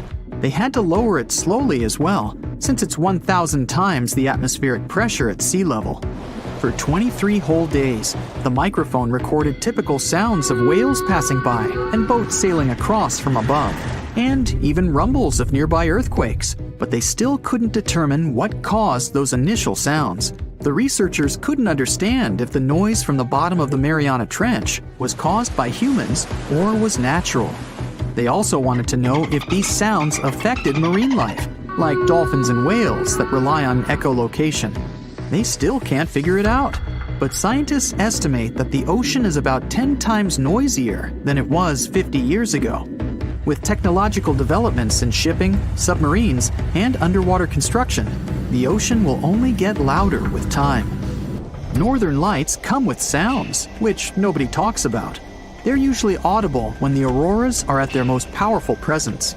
Scientists were always puzzled as to what caused the faint popping and crackling, even though they were very far above us. They used some special microphones and found out that the sounds came just 230 feet above us, which is pretty low. They're caused by electrical charges gaining power in a specific region of the auroras. The electrical charges are disturbed by magnetic storms that fire up the northern lights. As a result, some tiny sparks are released into the atmosphere, causing the faint crackling and popping noise. Antarctica, a snowy world of about minus 46 degrees Fahrenheit, covered in ice for millions of years. But it wasn't always this way. Scientists just found something buried deep beneath the seafloor that shouldn't exist. Tiny golden droplets of amber. This means that Antarctica was once teeming with life and thick with trees. But something happened to it. Something that could reshape the way we see our own future. Antarctica has been a land of howling winds for millions of years. No tree can grow here today. But scientists who studied those lands decided to drill deep beneath the Antarctic surface. They went thousands of feet below the ice, pulling up ancient layers of sediment. And there, trapped in time, they found tiny pieces of golden amber. Amber is basically fossilized tree resin. It's found all over the world, often with perfectly preserved pieces of ancient life. Insects trapped mid-flight, pollen frozen in time. Entire tiny ecosystems can be locked inside golden droplets. In every continent, but not in Antarctica. Until now. They discovered tiny specks from 0.5 to 1 millimeter in size, smaller than a grain of sand, but with huge significance. This droplet had once oozed from the bark of a tree about 90 million years ago. What's even wilder, amber is only produced by certain types of trees, the ones that grow in humid, temperate rainforests and jungles. That's when the realization hit. Antarctica used to be a rainforest. Those tiny flecks of amber, clearly seen only under a microscope, tell us a vivid story of a living and breathing ecosystem. Around 90 million years ago, during the Cretaceous period, when dinosaurs ruled the Earth, Antarctica could have been covered in lush, swampy forests filled with towering conifers, ferns, and ancient plants. Some of the fragments showed signs of damage. That means the trees that produced them had been injured, perhaps by wildfires or parasites. Though despite that, and despite the fact it spent millions of years on the seafloor, this amber was almost perfectly preserved. Solid, transparent, and free of cracks. Normally, amber buried under extreme pressure and heat just crashes over time. But this piece, it survived. That means other pieces could survive as well, and we might find more of them on the ocean floor. But this wasn't the first sign that Antarctica had once been a different place entirely. It started in 2017.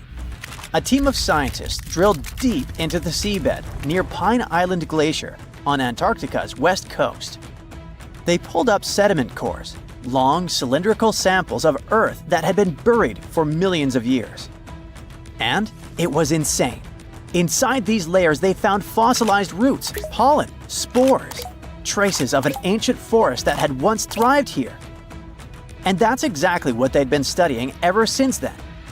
In order not to damage anything, they had to spend years of hard work, breaking down the sediment into thousands of tiny pieces and scanning them all under fluorescent microscopes. The same team also found another piece of the puzzle back in 2020. They found more sedimentary samples from the ocean floor that pointed to a land of dense trees, rivers, and wetlands. A world that looked more like the Pacific Northwest or New Zealand. But why was Antarctica so warm back then? Well, that's all because of the atmosphere. 90 million years ago, Earth's carbon dioxide levels were terrifyingly high. It was literally one of the warmest periods in history, with temperatures soaring even at the poles. Think about it. Antarctica had no ice caps. Instead, it could have had buzzing insects and maybe even dinosaurs wandering through its forests.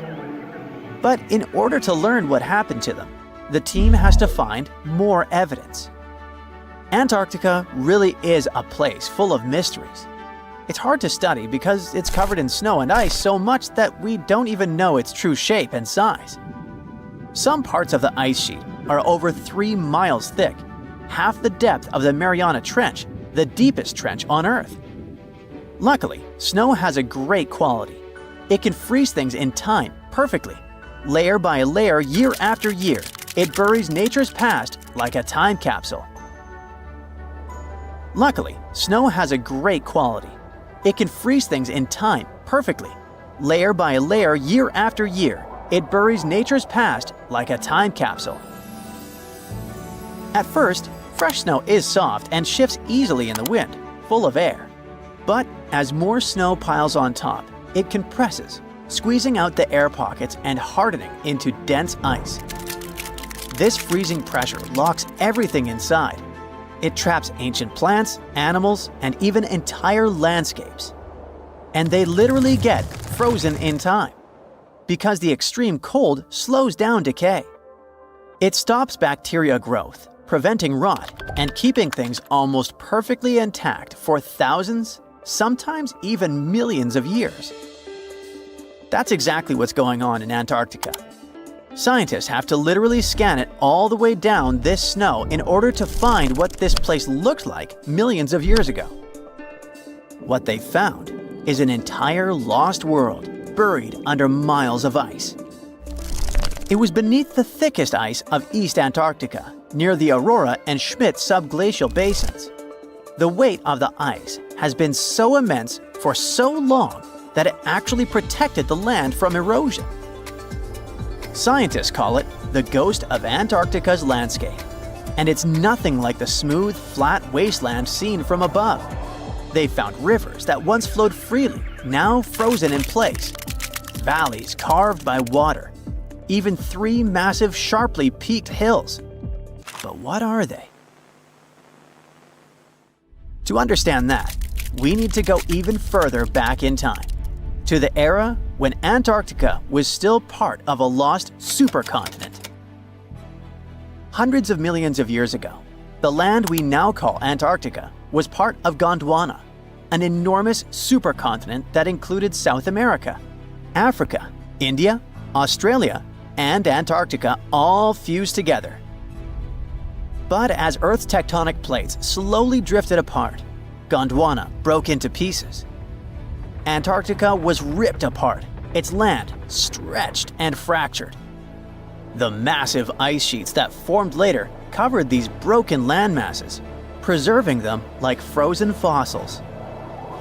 As the ice shifted and melted over time, valleys formed, and ancient rivers likely carried water toward a coast that was hundreds of miles away from where it is now. But that's not the only thing Antarctica has hidden. If you stripped away the ice, you wouldn't see a smooth, empty continent. You'd see a super dramatic landscape, towering mountains, deep valleys, even fiery volcanoes. In West Antarctica, at least 138 volcanoes are buried under the ice. One of them, Mount Erebus, is still active. And inside, it has warm volcanic caves where you could walk in a t-shirt. Oh, and if it wasn't weird enough, Erebus is also spewing out gold. Yep, the actual tiny specks of gold from deep within the Earth. Scientists believe this happens because magma, the superheated semi-molten rock beneath the Earth's surface, carries liquid gold with it as it rises. Every single day, Erebus releases about 0.2 pounds of it. That's worth around $6,000 per day. In a year, that adds up to 64 pounds, or more than $2 million, floating into the sky. Unfortunately, before we grab shovels, we gotta remember that those are just microscopic particles. They're often smaller than 60 micrometers, thinner than a human hair. Not even mentioning that they're scattered around up to 620 miles away from the volcano itself. Finding them is nearly impossible. But that just shows that even in such a harsh place that looks just like a white desert, there are still many fascinating mysteries to discover. For example, somehow, life still clings there. In 2017, scientists drilled deep beneath the ice of the Ross Ice Shelf looking for water, but they found something fantastic instead. A river hidden beneath 1,640 feet of ice, running through the dark. And inside it, hundreds of tiny shrimp-like creatures. They swarmed around the camera, blocking the lens, welcoming the scientists. In deep caves beneath the ice, DNA evidence has also shown traces of moss, algae, and possibly even unknown tiny animals.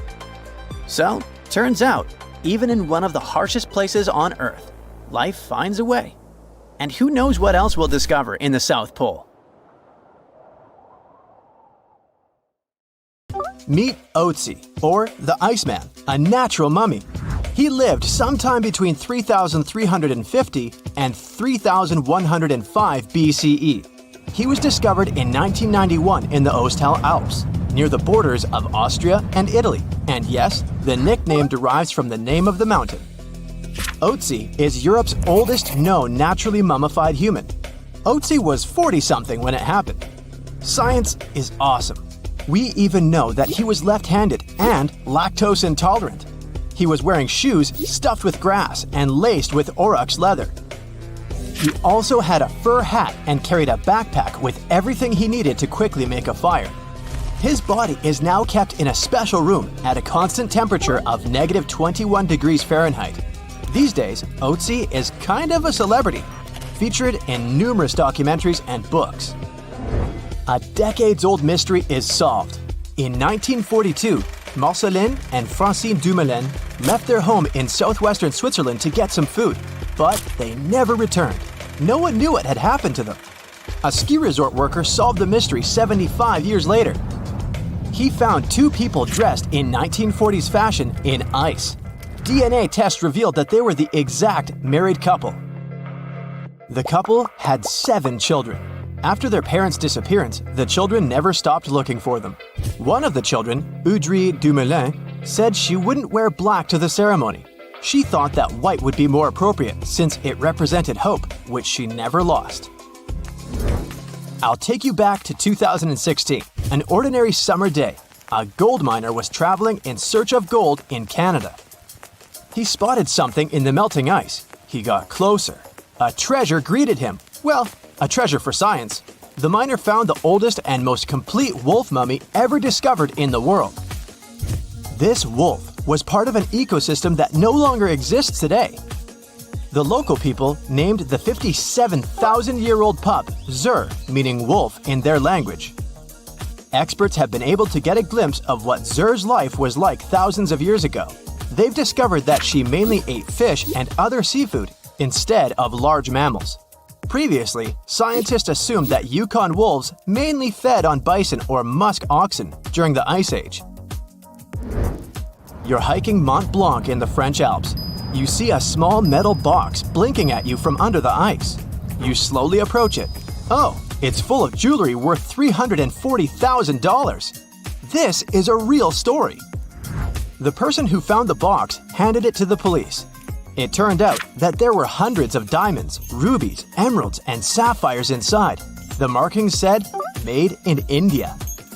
Police already knew there were 2 major incidents regarding Indian Airways around the area, but they dated back to 1950 and 1966.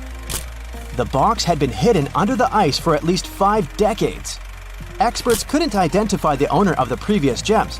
They believed that the box belonged to a passenger who was going to New York to sell the jewels. Well, let's hope the buyer didn't make any prepayment. Every year, new stuff comes to the surface in the area when ice melts. For instance, newspapers with headlines from the time when Gandhi became India's prime minister. Climbers also routinely find luggage and other personal items there.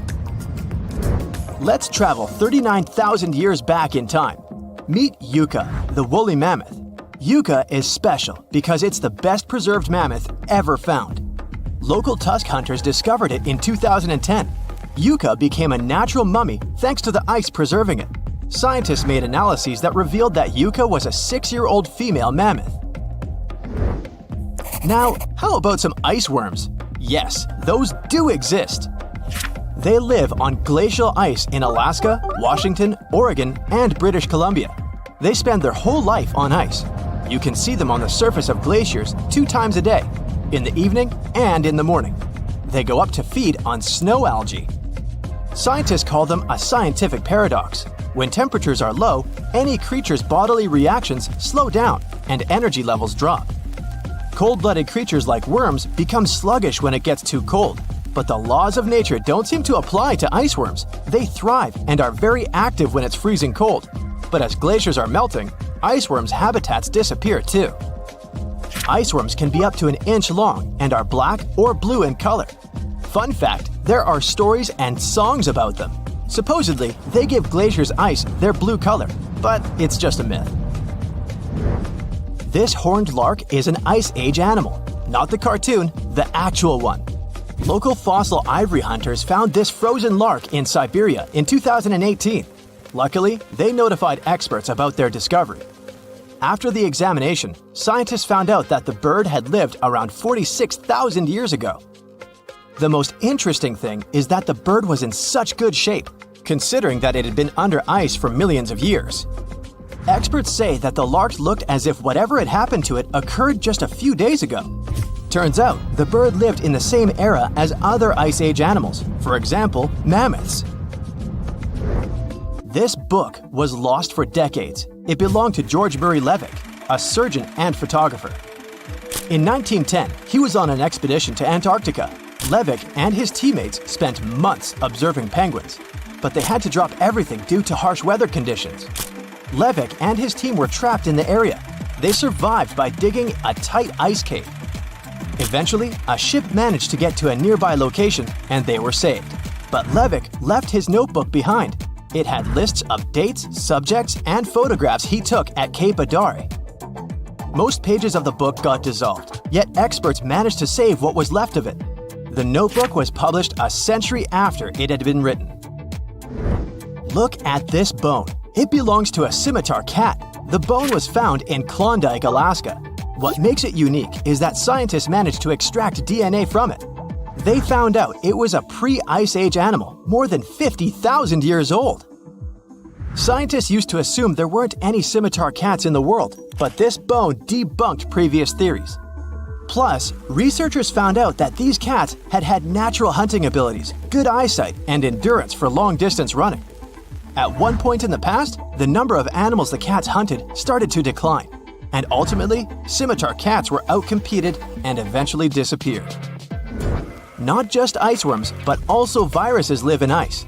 Researchers revived 33 types of ancient viruses, which had been frozen 15,000 years ago. 28 of them were unknown to science. It might sound a bit scary, but scientists say that these viruses are unlikely to harm people. You can put your doomsday pack aside. Before, viruses even older than these ones were revived without any problems. For instance, in 2014, scientists found a virus that was around 30,000 years old in, guess where? Yes, Siberia. But microbes that can cause problems do concern scientists. For example, after a heat wave in 1941, bacteria got out of a frozen reindeer carcass trapped under Siberian permafrost.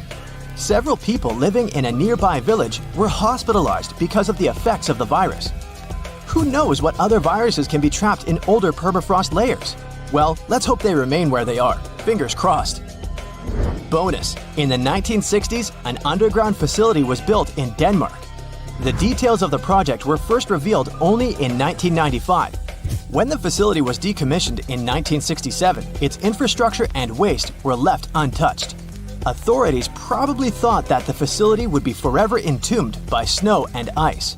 But studies claim otherwise. When the ice melts, the camp will reappear, and so will everything in it. Let's hope nothing unpleasant comes to the surface. Ooh, you're diving into the dark and icy waters of Antarctica. The airy blue darkness is enveloping you, reminiscent of the vast expanse of open space. In these depths, where you least expect to encounter any living creature, you suddenly hear a loud, strange sound. a quacking noise as if a giant duck was hidden in the deep. In 1960, researchers first recorded this sound and named it bioduck. Clever. For decades, they tried to unravel the mystery of its source. Was it a giant kraken? An extraterrestrial spaceship that had crashed into the ocean? A mysterious sea monster? Or perhaps an enormous duck? There were many versions, one more bizarre than the other. Oceanographers detected similar sounds in other locations as well, off the western coast of Australia and near New Zealand.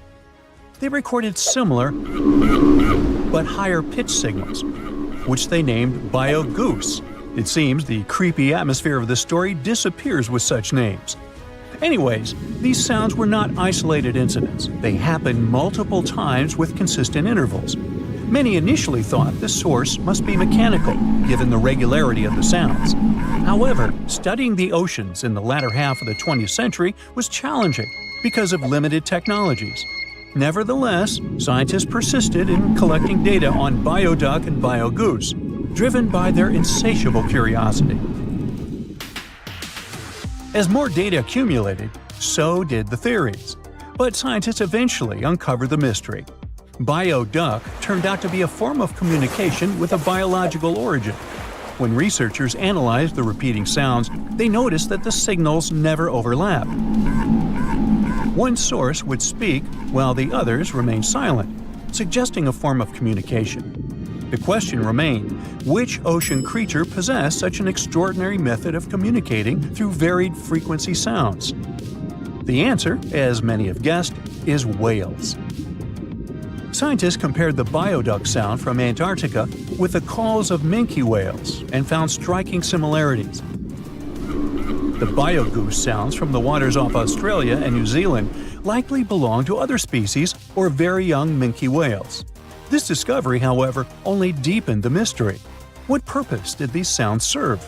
Were the whales discussing their dinner plans, laughing at the humans recording their voices, or perhaps sharing deep insights about the universe? The possibilities were endless, but the most astonishing revelation was that humans might one day learn to communicate with these magnificent creatures. Communicating with whales is no longer a far-fetched idea. Scientists from the University of California have already established contact with a humpback whale named Twain. In a groundbreaking experiment, researchers conducted a 20-minute conversation with the marine mammal. Here's how they did it. The specialists went on a marine expedition to the coast of Alaska, where they recorded the sounds of a group of humpback whales. Then they played these sounds through speakers, sending the signals back into the ocean. The recorded sounds resembled a greeting, like, "Hey, what's up?" but in the whale language. These greetings are used by whales to call each other or indicate their location. Now, soon after sending the signals, the researchers received a response. Twain approached the boat, circled it, and replied with a "hey" of its own. This marked the beginning of the first ever human-whale conversation. For 20 minutes, the scientists sent 36 signals to Twain, and each time the whale responded. Moreover, it waited for time intervals before answering. That is, the team received a response from the whale, waited 10 seconds, and turned on the sound again. Researchers then waited 10 seconds and answered. It seems that Twain was a very delicate interlocutor. Maybe it was a gentleman in the whale world, who knows? Or maybe it was simply intrigued by the unusual interaction. The signals used in this communication belonged to a group of whales that included Twain. It's likely that the researchers had recorded Twain's own sounds and used them to communicate with it. In a sense, Twain was conversing with itself. Now let's continue our journey and venture into the deepest oceanic trench on Earth, the Mariana Trench. A quick reminder, the Mariana Trench is a colossal chasm in the ocean floor, stretching over 1,500 miles south of Japan and reaching a depth of nearly 36,000 feet at its deepest point. To put that into perspective, the height of the Burj Khalifa, the world's tallest building, is like 1/10 of the Mariana Trench's depth. Now imagine this. In this deep, dark abyss, scientists recorded a strange sound.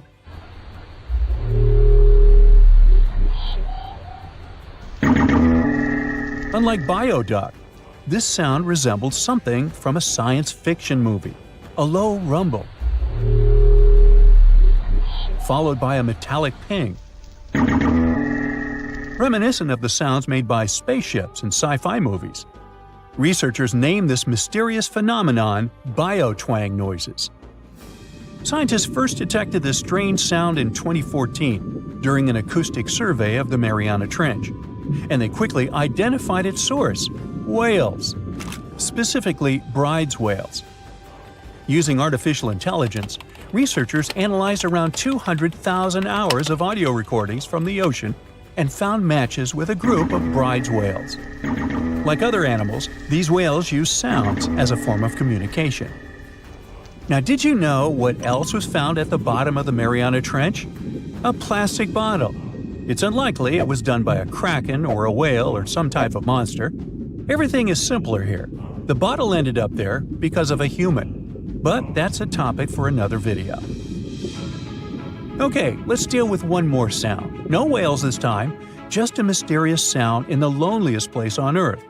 This place is called Point Nemo, and that's why it's so lonely. Located in the South Pacific Ocean, Point Nemo is the most remote spot from any land. The nearest island is 1,450 nautical miles away. It's about the same long distance from land in all other directions. Moreover, here, there's almost no marine life, since few water currents reach this spot, and therefore few nutrients are supplied. In a sense, it's a water desert. And so, in 1997, oceanographers recorded a very strange and frightening sound coming from the depths in the area of Point Nemo.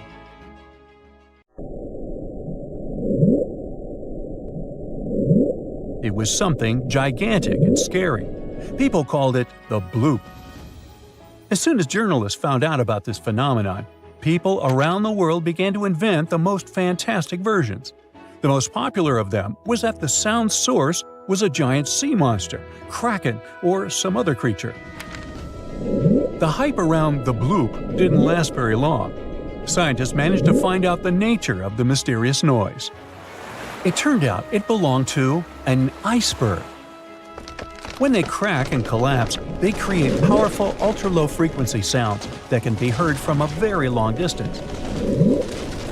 To confirm this version, scientists recorded the sounds of other icebergs and heard something similar to the bloop. Oh, by the way, Point Nemo is so lonely that space agencies drop out-of-service satellites here. Space objects just fall in the water.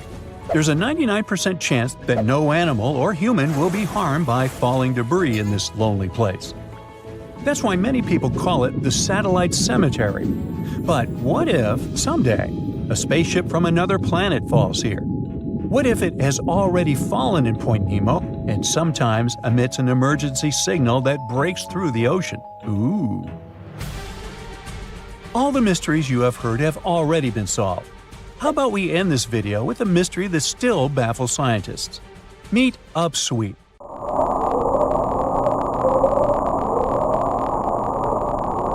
One of the most mysterious sounds ever recorded in the ocean. It's not just noise, it's a series of short ascending tones repeated at intervals of several seconds. It was first discovered in 1991 using hydrophones installed in the Pacific Ocean. At first, oceanographers suggested that upsweep could be associated with volcanic activity or underwater earthquakes. But the seasonal nature of the sound and its intensity change depending on the time of year, which rules out these versions. People began to consider hypotheses related to the biological life of the ocean. They studied the migration routes of marine animals and their behavior at different times of the year. However, despite all efforts, the sound source has not been identified. Some studies suggest that upsweep may be associated with certain species of fish or other marine animals that make sounds for communication or navigation, but no one has been able to prove it. Hey, look at this rock. At first sight, it looks like a regular boring rock, the likes of which you can see when walking along the beach. Its color doesn't stand out, and its weight is pretty regular, around 4 pounds. But everything changes when you learn that this rock was born on Mars, traveled all the way to Earth, and ended up in Antarctica. Ah, now the story sounds much more fascinating. So let's find out the details. Researcher Roberta Score, who worked on the ANSMET project, which stands for Antarctic Search for Meteorites, of the Denver Antarctic Program, found this meteorite in 1984. If you want to decipher the name of the space traveler, I can help you. It comes from the place where the scientists spotted it, the Allen Hills of Antarctica, hence ALH. And then we've got the year of the discovery and the number of the sample. If you think that Roberta picked up the rock and exclaimed something like, "Woohoo, I'm holding a chunk of Mars," I'll have to disappoint you. At the very beginning, it was totally unclear where the meteorite came from. And one thing confused researchers even more. The meteor was very different from other meteorite groups found on our planet. Okay, but then how did they finally figure out it was a visitor from Mars? All thanks to traces of gas similar to those that make up the atmosphere of the red planet. We learned about its composition thanks to the brave Viking lander that carried out the necessary analysis in situ in 1976. Anyway, back to our rocky discovery. It's actually very special, and not only because the rock arrived from far, far away. Among those several thousand meteorites found on Earth, just around 100 have likely come from Mars. And even so, our guy is different from them and seems to be part of a separate group. So let's go into the past and follow the life story of this cosmic traveler. It most likely formed around 4 billion years ago on its home red planet. One day, which wasn't very different from others, turned out to be life-changing for this peaceful rock. A meteorite impact catapulted into space, and it started its own journey as a small asteroid. At that time, it was way larger than at the moment of discovery on Earth. At one point, ALH got close to Earth and, who knows, probably decided to explore something. That's how, 13,000 years ago, it ended its space journey by colliding with our planet. At the moment, this Martian fragment is the oldest we've got. But at first, it wasn't all that popular. Only in 1996 did it become way more famous after a groundbreaking discovery. You see, some NASA researchers started wondering, well, the fragment is obviously very old. But then, could it have recorded any traces of life that could have been thriving on Mars at the time ALH formed on the red planet? And guess what? Those scientists turned out to be right. They detected traces of very fine magnetite particles. Those were completely similar in structure and chemical composition to the particles we have on Earth. They're called magnetofossils, and magnetotactic bacteria produce them. So it might mean that, at one point, there were some forms of life on Mars. In April 2020, scientists from the Japanese Space Agency made another discovery. They detected nitrogen containing organic material of Martian origin in our meteorite. So, who knows what new astounding secrets further examination of the meteorite might reveal? At the moment, though, all you can do is travel to Antarctica and find more of them. The thing is, this place is great for meteorite hunting. Surprisingly, we have found nearly 50,000 meteorites in Antarctica, and hundreds of thousands are still waiting to be discovered. Each of these space rocks can tell us a story of the evolution of the solar system.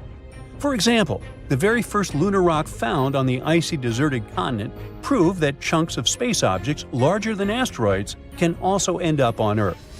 So, let's say you got inspired and decided to go meteorite hunting all the way to Antarctica. Well, get ready for some serious challenges. Despite their potential abundance, finding space rocks isn't as easy as it might seem. You'll have to visit remote areas, and there's still no guarantee that you'll be able to spot a meteorite. And that's actually a huge problem. Meteorites are vanishing from sight. Currently, scientists find about 1,000 meteorites in Antarctica each year. But according to a new study, about 5,000 more get hidden out of sight every year. The culprit is warming temperatures. Worried scientists created a model that could help them figure out where those meteorites might surface. This model was quite complicated, taking into consideration snow cover, surface temperature, the speed at which ice flows, and even the steepness of the terrain. After that, they ran simulations under various warming scenarios. It turned out that meteorites indeed sank out of sight as temperatures rose. To say that the researchers were upset is obvious. They didn't expect that climate change would affect their work so much. Even though those areas are below freezing, people still managed to ruin a crucial archive of the solar system. But let's get back to your meteorite hunt. If you want your chances to find one to be higher, travel to the base of mountains or outcrops where ice, which usually flows to the lower ground, is forced to move upward. But make sure to take your windbreaker with you. In those places, powerful winds brush away snow, exposing bright, vivid blue ice. Instead of melting, this ancient ice can change directly into water vapor, and it helps expose meteorites that would otherwise remain hidden. You need to hurry though. Meteorites at the surface disappear quickly. Even when temperatures are well below freezing, the rocks can still absorb some of the sun's heat and melt the ice. It's like they're creating underground, or shall I say under ice, tunnels for themselves, sinking and hiding from sight. Sometime later, refreezing closes the entrance to those tunnels, effectively trapping meteorites inside, tucked out of sight. Now, scientists admit it's very tricky to find working methods to spot meteorites. And if we don't hurry and develop such methods, we might lose between 80,000 and 250,000 space rocks in total. No wonder scientists are on a mission to find more meteorites. They're focusing on meteorite stranding zones. Those are places where meteorites often gather on the surface because of specific features of geology, ice flow, and climate conditions. As you already know, you can find meteorites on blue ice without snow cover. This makes meteorites easy to spot. But finding such hotspots is often pure luck. Or you gotta sit day and night, scouring maps and satellite images in attempts to spot blue ice zones near research stations. Let me introduce Veronika Tolanov, a glaciologist, and her team. They've taken things to the next level by developing a smart Antarctic-wide map. To do it, they've used machine learning and satellite data from NASA, the Canadian Space Agency, and others. This map highlights areas where meteorites might be hiding based on past finds and all kinds of climate and ice data. Apparently, the best places to find meteorites are along the edges of the continent and near mountains with blue ice. Unfortunately, it's not just the blue ice that matters. The temperature and speed of the ice flow are also super important. For example, if the ice flows too quickly, meteorites get swept away before they can accumulate. So, if you want to find a meteorite, you have to wait for very precise conditions. The surface temperature has to stay below 16 degrees Fahrenheit almost all the time. Otherwise, meteorites sink. You can start with the Allen Hills region. Yup, that's where our ALH friend was discovered. This area is kind of a meteorite gold mine with more than 1,000 finds. But there are even more promising places, like the Fimbulheimen Mountains, and no one has searched there yet. You might be the first. In any case, with this new map, researchers developed a where-to-go index that ranks the best meteorite hunting spots, making future field trips much more targeted. And with plenty of blue ice regions still unexplored, there are tons of meteorites just waiting to be found. So, what are you waiting for? You're down in one of those polar seas where the Brinacle, eerily called the Finger of Death, is born. It's a strange, almost otherworldly place, the deep ocean, where light barely reaches. Everything down there seems to have adapted to survive in darkness and intense cold. But even those truly hardy creatures aren't ready for what a Brinacle can do. When that briny, super-cooled water starts dripping down, a ghost story begins. The formation of these brinicles is a fascinating process, like an underwater science experiment happening in real time. We know that when seawater freezes, it doesn't freeze like freshwater. Because of all the salt in it, it has to push out impurities to form the pure ice that floats at the top. This means the salty water, or brine, ends up trapped in channels and pockets within the ice. When it sees the light of day for the first time, a brinacle resembles a pipe of ice reaching down from the underside of a layer of sea ice. At first, a brinacle is very fragile and its walls are thin. But the continuous flow of colder brine supports the growth of the brinacle. It also prevents it from melting. Otherwise, this process would be inevitable, caused by the brinicle's contact with less cold surrounding water. As the ice accumulates and the walls become thicker, the brinacle becomes more stable. Over time, the brine trapped inside gets squeezed out through tiny cracks, dripping down in this cold, heavy plume. Once that cold brine starts flowing downward, it begins freezing the seawater around it into a sheath of ice. That's why, instead of melting as it hits the water below, it forms this icy casing that protects it, helping it grow longer and stronger. The brinacle keeps moving forward inch by inch, and this crazy downward spiral is almost unstoppable. And when it touches down on the seafloor, that's when the trouble begins for anything living nearby. Imagine being one of those creatures on the seafloor, maybe a sea star or an unsuspecting urchin just trying to make it through the day. And all of a sudden, you see this icy tentacle nearing you. It isn't just some cold water coming down. It's basically a net of ice moving down and spreading out. There's no escape, no way to predict its coming, and no chance for survival. It's a slow-motion natural disaster in action. When a brinacle reaches the seafloor, it continues to accumulate ice while the surrounding water freezes over. The brine keeps traveling across the seafloor in a downslope direction. Once it reaches the lowest possible point, it stops and pools.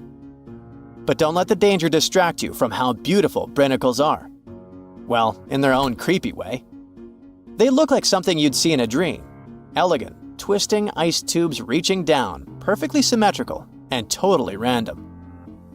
Filming a brinacle is no easy task because they're delicate when they first form. Just the motion from a nearby current or a sudden change in temperature can snap them off, ending the show before it really starts.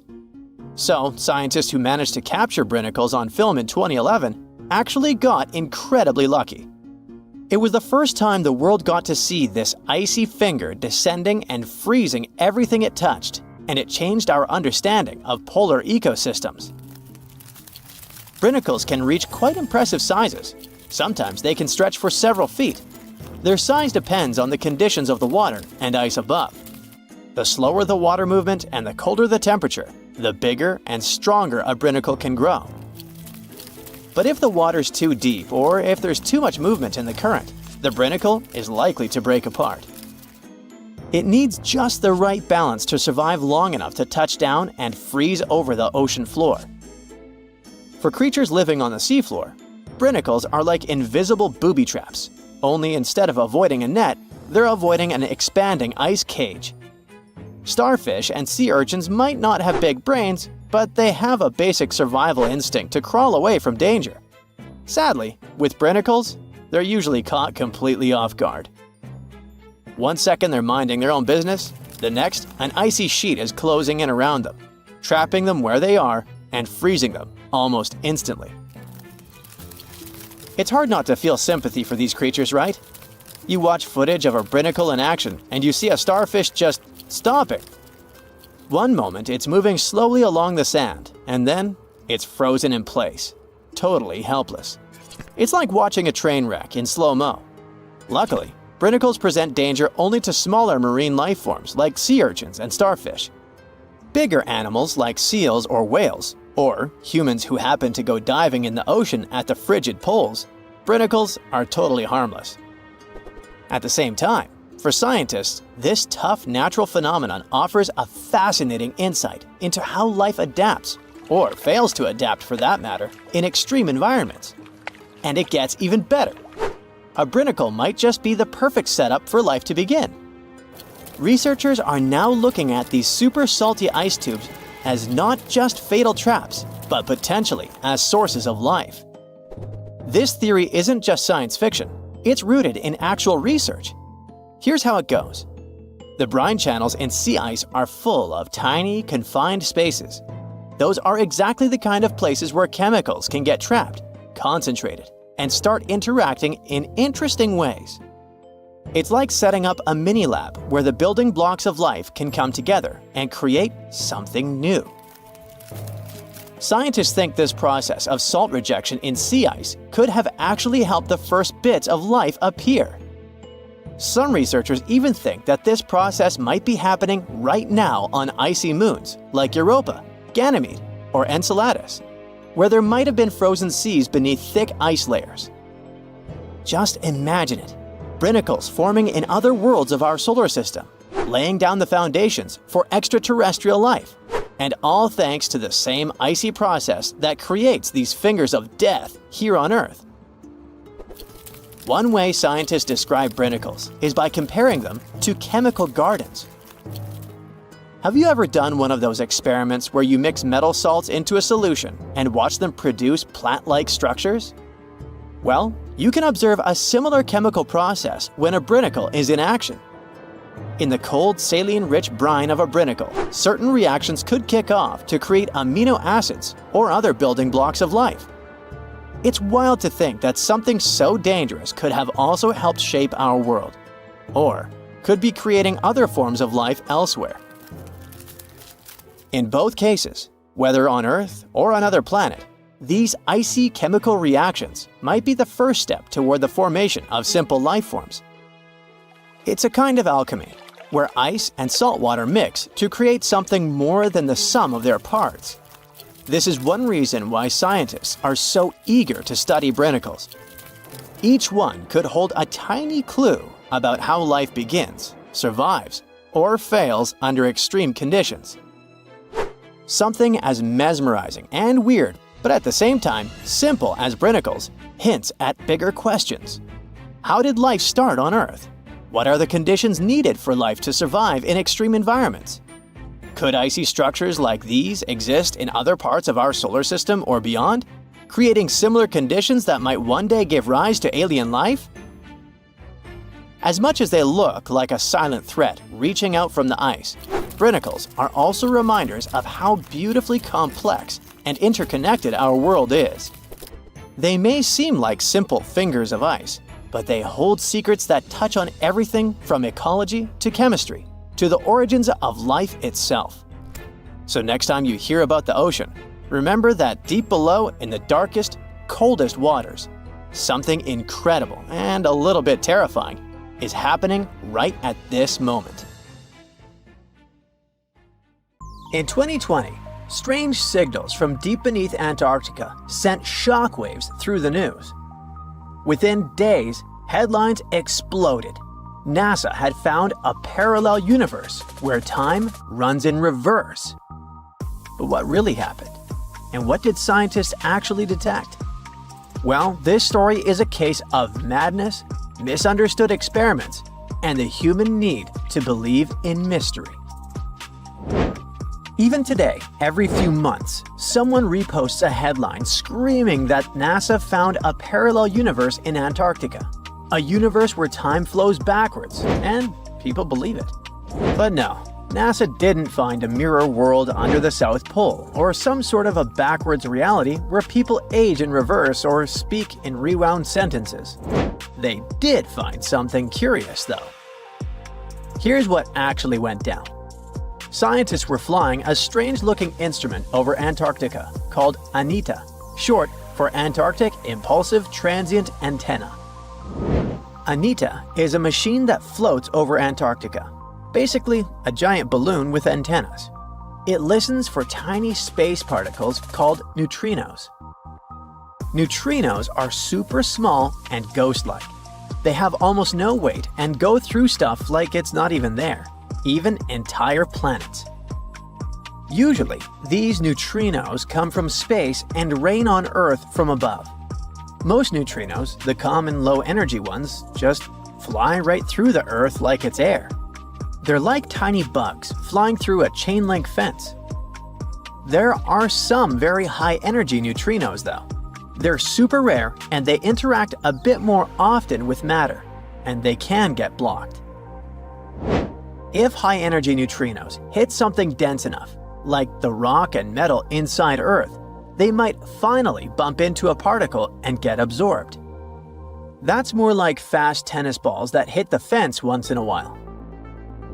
Low-energy neutrinos, which are everywhere and pretty harmless, are pretty undetectable. But these high-energy guys are exactly what ANITA can detect. When they slam into ice, they send some radio waves that are easy to listen to. This faint radio signal is called the Askaryan effect. And yep, That's exactly why Anita is flying over Antarctica. That's because the ice is pure, dry, and quiet. It's perfect for catching those rare signals. So, what did Anita detect? It detected something rising up from below the ice, like a high-energy neutrino coming from the Earth. What? Okay, let's think logically. Maybe it started somewhere in the north, traveled all the way through the Earth, and popped out the other side. Still, that's super weird. That's not supposed to happen. Neutrinos with that much energy should have been stopped inside the planet. Like we said, get absorbed. So, scientists caught a little bit of a brain bug. That shouldn't be possible with our current physics, unless something we don't understand is going on. And when you're faced with something bizarre, you explore all options, even the wildest ones. The nightmare began. A group of researchers published a paper suggesting that this strange signal might make sense in a CPT symmetric universe. CPT stands for charge, parity, and time. These are basically three ways to flip the universe. Charge means swap all particles to their opposites. For example, swap electrons, the guys with the negative charge, with positrons, their antimatter twins with the positive charge. Parity means mirror the universe, literally like looking at it through the mirror. Left becomes right and right becomes left. And time, of course, means run time backward, like rewinding a video. Now, there's a big rule in physics called CPT symmetry. It says that if you change all three of those things at once, the laws of physics should still work the same. This is kind of insane, but if you took the entire universe and swapped matter with antimatter, mirrored it, and reversed time, it would still follow the same physics. Why is that? Well, in our universe, an electron bumps into a positron, and they annihilate into photons. Cool! Now take that, mirror everything, and what do you get? Well, photons spontaneously turn into a positron and an electron, but mirrored and reversed. It's still the same physics, even if it's backwards. The equations still check out, so nature thinks this is valid. So here came the crazy part. Some physicists thought, what if the Big Bang created two universes? One is ours, made of normal matter going forward in time. The other is a mirror twin, made of antimatter, going backward in time from our perspective. This doesn't mean that someone in the other universe feels time going backward. To them, time flows forward, just like it does for us. But from our point of view, they're moving from our future toward our past. And vice versa. To them, we're weirdos who move backwards. And if both universes are exact CPT mirror images of each other, that would mean same physics, same rules, just symmetrical. Same rules, just symmetrical. This isn't some crazy sci-fi theory, even if it sounds like it. It helps explain weird physics mysteries. For example, why there's so much matter in our universe but not much antimatter, even though they were supposed to be created in equal proportions. Or why the universe is so symmetrical and balanced in some strange ways. So, coming back to the neutrinos, some scientists suggested that maybe those upward flying particles could be coming from that CPT mirror universe, poking through into ours, like a crack between two symmetrical realities. And if you look at it like that, this is quite a wild take. It's speculative, it's not proven. It's more of a cool thought, but the media immediately blew up. They ran a piece with the headline that said we found proof of a parallel universe going backwards in time in Antarctica. And all the other big tabloids picked it up. They made it sound like NASA had actually found a parallel universe. Time travel is real. Multiverse is confirmed. Meanwhile, people who worked directly on Anita immediately caught brain damage. They tried to jump in to say that's not what happened at all. They explained that the signals were unusual, yes, But there were plenty of normal explanations that didn't require rewriting the laws of physics. It could even be just an experimental error. Maybe an unusual particle behavior or gaps in how we model neutrino interactions. Of course, no one listens to experts about what experts discovered. And once an idea like that hits social media, it becomes nearly impossible to put back in the box.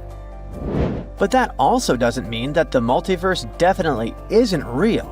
Far from it. Physicists are still exploring the concept and assume that some of those potential universes, if they exist, could have different laws of physics. One idea, called the many worlds theory, comes from quantum physics. It says that every time something can happen in more than one way, like a particle moving or a decision being made, all those possibilities actually happen, but in separate universes. So there could be endless versions of reality, each slightly different, branching off from every event. Maybe in one universe, dinosaurs never went extinct.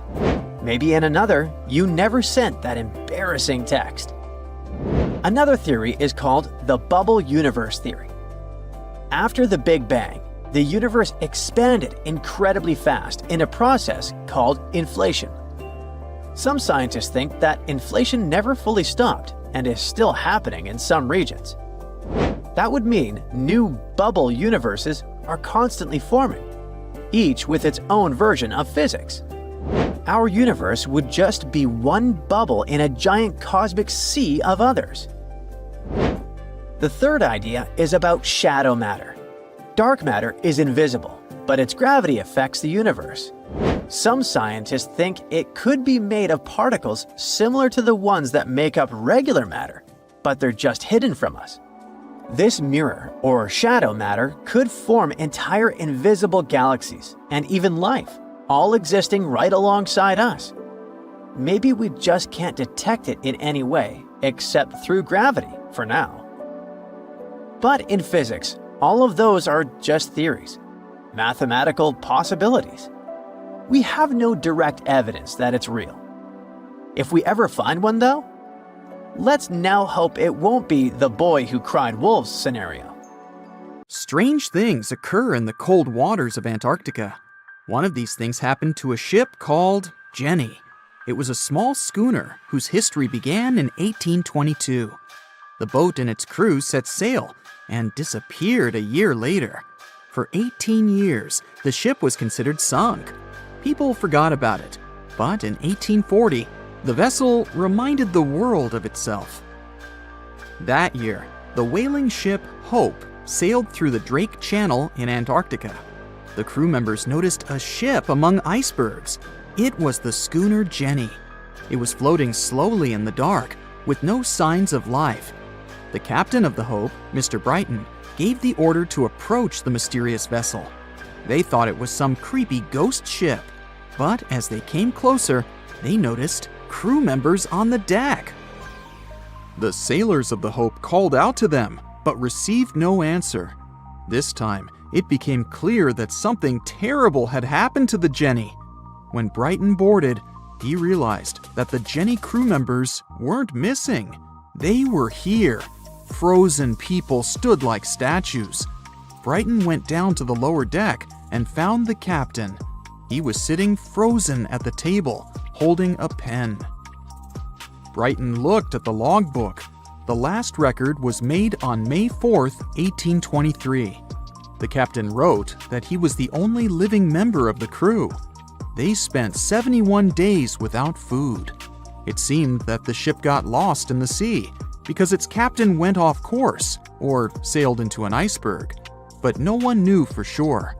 After that, nobody ever saw the Jenny again. According to rumors, the crew of the Hope abandoned the frozen ship and left it to drift in the cold waters. According to other rumors, this whole story is fiction. The story of the Jenny was described in a German magazine in the middle of the 19th century. Still, there was no further evidence of the ship's existence. Already in our time, Cambridge University decided to explore the case of the Jenny. The researchers discovered that one of the crew members of the Hope, who didn't disclose his name, told someone the legend of the frozen ship. Someone shared the story with another guy, and it was published in a German magazine called Globus. And that's all. There was no other evidence. One of the most famous ghost ships was the Mary Celeste, and there's no doubt about its existence. The history of this vessel was documented in court. People wrote about it in newspapers, but the most exciting thing is that the ship continued to be used even after 10 people disappeared from its deck. The history of the Mary Celeste began in Canada in 1861. When it was first built, the ship was called the Amazon. It changed captains several times, and it also hit some rocks. The boat was sold, bought, then sold again, repaired, and sailed under the name Mary Celeste. In 1872, it had a new captain, Benjamin Briggs. He was a decent, brave man with a lot of experience in navigation. He had a beloved wife, a daughter, and a son. When he went on his last voyage, he took his wife and daughter with him, and his son stayed in America. In November of 1872, the Mary Celeste sailed from the port in New York with 10 people on board and disappeared. 8 days later, another ship, the Dei Gratia, also left New York and followed the same route. Dei Gratia's captain, David Morehouse, noticed the Mary Celeste and immediately realized something was wrong. The ship was moving too freely, as if no one was controlling it. The captain tried to contact the crew members, but no one answered him. Then, together with other sailors, he climbed aboard the Mary Celeste. The ship was in good condition. There was no damage. The hold was slightly filled with water, but it could be easily pumped out. Everything seemed fine, but one lifeboat was missing. The crew members' valuables were in their cabins. The cargo was in the hold. The supplies of water and food were untouched. Judging by the records in the logbook, the ship was caught in a storm, but it was not too strong. Other ships also sailed through this storm, but nothing bad happened to them. The last record was dated November 25th, and it claimed that everything was fine. The sails of the Mary Celeste were slightly damaged, but perhaps it happened after the crew had disappeared. The whole ship was in excellent condition, but what made the people leave it? Part of the crew of the Dei Gratia stayed on board the Mary Celeste to bring it to dry land. Everything went well. They delivered the ship to the closest port. Next, the captain of the Dei Gratia appeared before the court and told about what had happened. However, the prosecutor and the judge didn't want to believe in the story of the Mary Celeste. They were sure the captain got rid of the ship's crew to get money for its cargo. According to the maritime laws of that time, if you found a ghost ship with valuable cargo, then a substantial part of this cargo belonged to you. So, many people thought that David Morehouse decided to earn some money. This version seemed to be more valid than the one about the mysterious disappearance of 10 people. Fortunately, no one accused the captain of committing a crime. They thanked him for his service and gave him a monetary reward. However, his reputation was damaged, which greatly affected his career, as many believed he attacked the crew of the Mary Celeste. But even after this terrible case, trial, and investigation, the story was not over. The Mary Celeste was still an expensive and efficient vessel. It sailed several times, but then one captain crashed it into the reefs to get insurance. The court revealed this deception and accused the captain of intentional property damage. The story of the Mary Celeste became famous all over the world. People began to build their theories, realistic and not. Someone believed the ship had sailed through the Bermuda Triangle, but this version was quickly refuted, as the route of the Mary Celeste passed thousands of miles away from the Bermuda region. Did the Kraken or another giant monster attack the ship? Nope. Since the boat was found in almost perfect condition, there were no signs of a struggle. One of the most popular versions was that the crew of the Mary Celeste stole some valuable cargo and sailed to Spain on the rescue boat. However, those who knew Captain Benjamin Briggs said he was a good, honest man. Besides, he had a son in New York, and Briggs would never leave him. A more thorough investigation revealed that a series of accidental circumstances could have caused the disappearance of the ship's crew.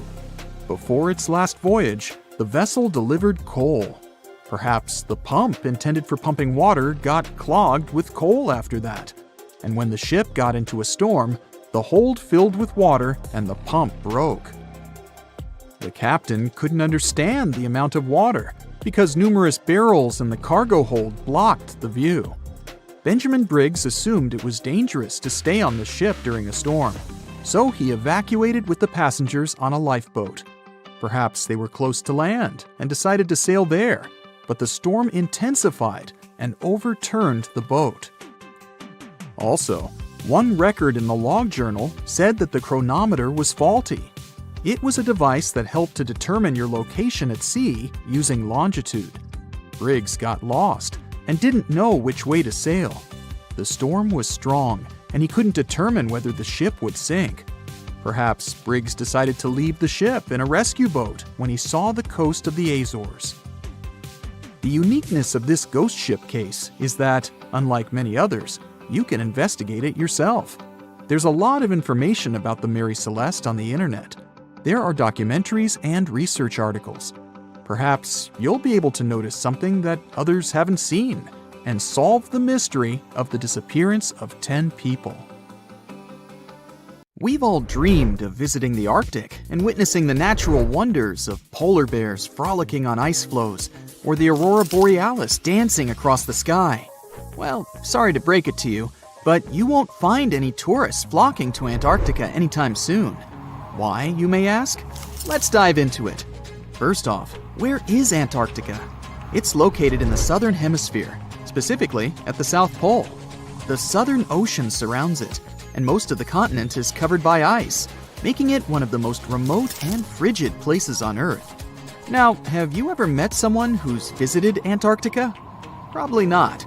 It's one of the least visited places on the planet, and only a handful of lucky explorers have seen its interior, which is mostly made up of glaciers and ice fields. But trust me when I say the wildlife and scenery are out of this world. Why shouldn't you travel to Antarctica? Well, for starters, the environment is incredibly fragile and can be easily damaged. Plus, there are no native human populations on the continent, so your travels would essentially be like visiting an uninhabited island. And let's not forget that it's also one of the most expensive destinations to travel to. Despite all that, Antarctica is not exactly guarded like a fortress, but there is an international agreement called the Antarctic Treaty. This treaty was negotiated to prevent any unwanted activity on the continent and bans some forms of testing done there by member states. But the primary reason we can't just waltz into Antarctica is that it has a delicate ecosystem that needs protection. The treaty states that Antarctica should be used for peaceful purposes only and should be free from any human activity that could harm the environment. Scientists are still learning about the continent's unique ecosystem, and our activity and machines could disrupt the delicate balance that exists there. If you're still itching to go to Antarctica, getting permission isn't exactly a walk in the park. U.S. citizens, for example, need to complete a special form and send it to the Office of Ocean and Polar Affairs.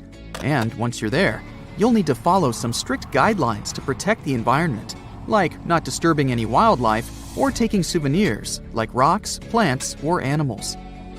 Now, technically, can you live in Antarctica? While there are no laws banning people from living there permanently, it's a very inhospitable environment and unsuitable for human habitation. Temperatures can reach -76 degrees Fahrenheit and below, making it nearly impossible for anyone to survive without the proper equipment and experience.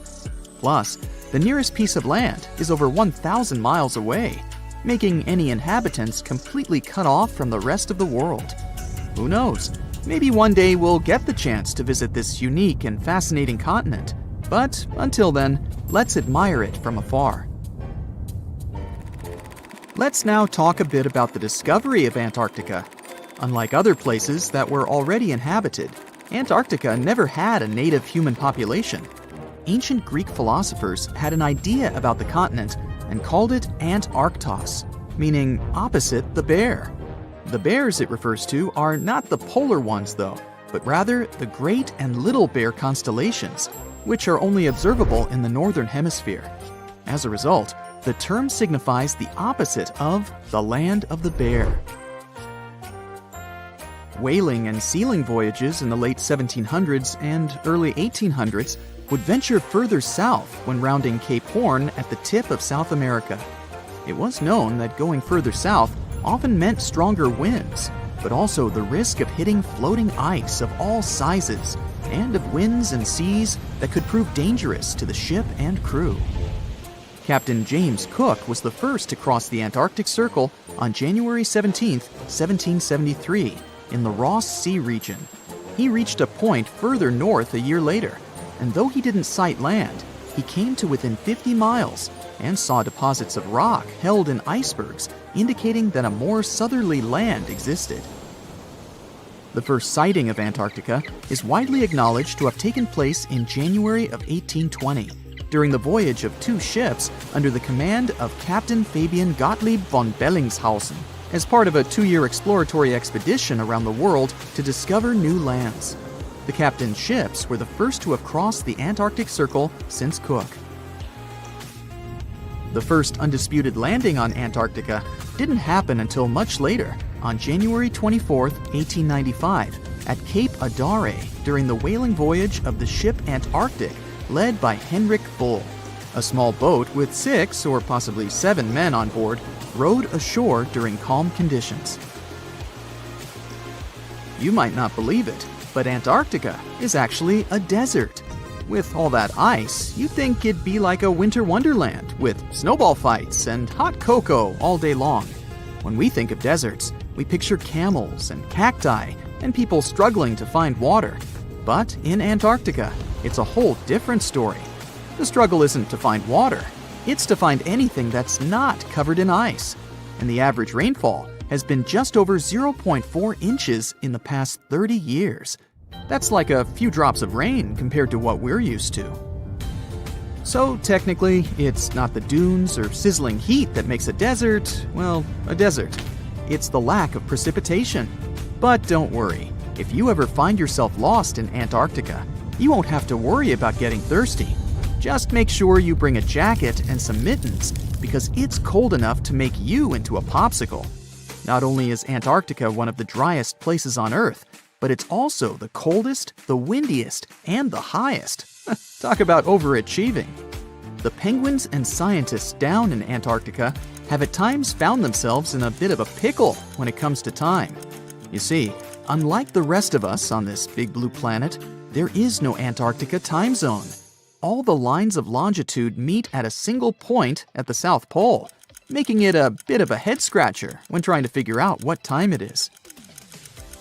Now, you might be thinking, but how do the scientists and researchers keep track of time down there? Good question.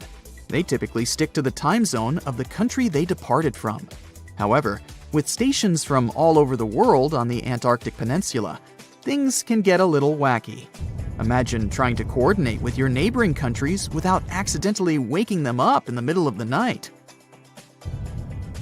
You might think that not much could survive in a place where the temperature is extremely cold, the sun barely shows up, and the wind could blow you away faster than a tumbleweed. Well, as in many places on Earth, life found a way in Antarctica too.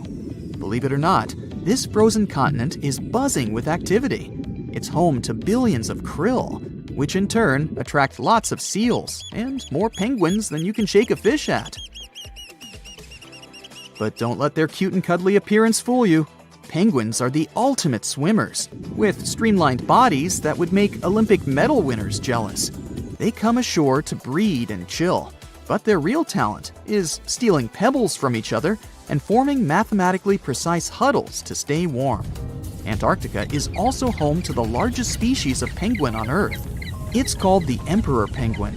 Sure, these creatures are flightless birds, but that doesn't mean they can't jump. In fact, some of them can leap up to 120 inches. And let's not forget about the seals. With their furry bodies and special songs, these marine mammals are protected by the Antarctic Treaty, and they're thriving in the cool waters of the Southern Ocean too. But the real stars of the show are the whales. During the Antarctic summer, these huge creatures show up in droves to chow down on the abundant krill. It's indeed like a whale buffet down there. Discovering hidden places on our planet is extremely exciting. Today, I'm taking you on a trip that you aren't going to forget anytime soon. But suit up, this is about to get very cold. You hop on a plane and land on the ice-covered island of Greenland. An unbelievable view of the Aurora Borealis, aka the Northern Lights, is greeting you. You can't believe your eyes. Your guide tells you how rare this phenomenon is. Usually, people spend days trying to hunt it down. You feel lucky and take your time to appreciate these beautiful dancing greenish lights. You're glad you brought your camera along, aren't you? Between clicks, you learn that the Aurora Borealis is the result of some rather rough events. This spectacular light show occurs when energy particles from the sun slam into Earth's upper atmosphere. On day 2, you continue to explore the place by air. This may not come as a surprise, but Greenland is one of the world's largest islands. This time, on board a helicopter, you can see the infinite icy landscape. In case you're curious, you're now flying over 656,000 square miles of thick ice. Oh, what's that down there? It looks like a family of polar bears. You don't want to get too close, of course. The conditions in Greenland might be too tough for people to live there, but some animal species do very well in this land of ice. Those are reindeer, wolves, and Arctic foxes. On your way to Greenland, you probably made a pit stop in Copenhagen. Denmark is one of the few countries that have commercial flights to Greenland. You didn't know this before, but you find out that the island is actually part of the Kingdom of Denmark. On a map, it's right between the Arctic and Atlantic Oceans. You're lucky to have a local pilot that tells you about the secrets hidden in this scenery. Under this 2-mile thick white surface, there's an entirely different world. A world filled with canyons, meteor-carved craters, and millennia-old plant fossils. You are beyond excited to go visit one of these spots, but of course, you'll have to use your imagination, as all of it is hidden under ice. Believe it or not, nearly 80% of the island's surface is covered with it. The first stop on your tour is Greenland's Grand Canyon. You land not far from it, somewhere in the northern part of the island. You may know that canyons are deep, narrow valleys with steep sides, but I bet you didn't know that the word canyon actually comes from the Spanish word cañón, which means tube or pipe. Now, this Grand Canyon has some similarities with the one in the US. First of all, in size. It's at least 460 miles long and up to 2,600 feet deep in some places. There's a true subglacial valley down there, and if you're wondering how this happened, well, the canyon had probably been formed by a river that had been flowing through Greenland before the ice took over. Oh yeah, Greenland hasn't always been covered with ice. It was once green, no pun intended. Many other icy places on Earth, such as Antarctica, were once covered in greenery. Scientists have figured out that in the past, Greenland was mostly ice-free. With the help of airborne radar, they made amazing discoveries. By the way, ice is invisible to radar technology. If you have trouble believing it, try putting an ice cube inside your microwave. It won't melt or heat up. A recent discovery of fossilized plants allowed researchers to estimate that Greenland used to be much warmer than they could imagine. 2021 research conducted by the University of Vermont found fossils of twigs and leaves, which left researchers very confused. They expected to discover sand and rocks in the deepest layer of ice, but instead, they found some clear proof of rich flora. Judging by what you've seen of the landscape, it's hard to believe that forests were once growing here. Today, you'll find some tundra vegetation on the coastal part of the island, and that's pretty much it. But according to the genetic material found in these fossilized plants, researchers believe the island used to be much greener. It's very likely that there were insect-filled forests with butterflies and beetles flying around, and the average temperature on the island varied from 50 degrees Fahrenheit in the summer to 1 degrees Fahrenheit in the winter. NASA's Operation Ice Bridge has flown over Greenland more than 100 times. This has allowed researchers to create 3D maps of the island and figure out the age of each layer of ice in Greenland's ice sheet. Ice sheets can help answer many scientific questions as they form over the span of thousands of years. They're layers of snow on top of more snow. The snow gets compacted into ice, which in turn creates what we call an ice sheet. Remember those fossils we were talking about? They're believed to be from the Eocene period, which was 130,000 to 115,000 years ago.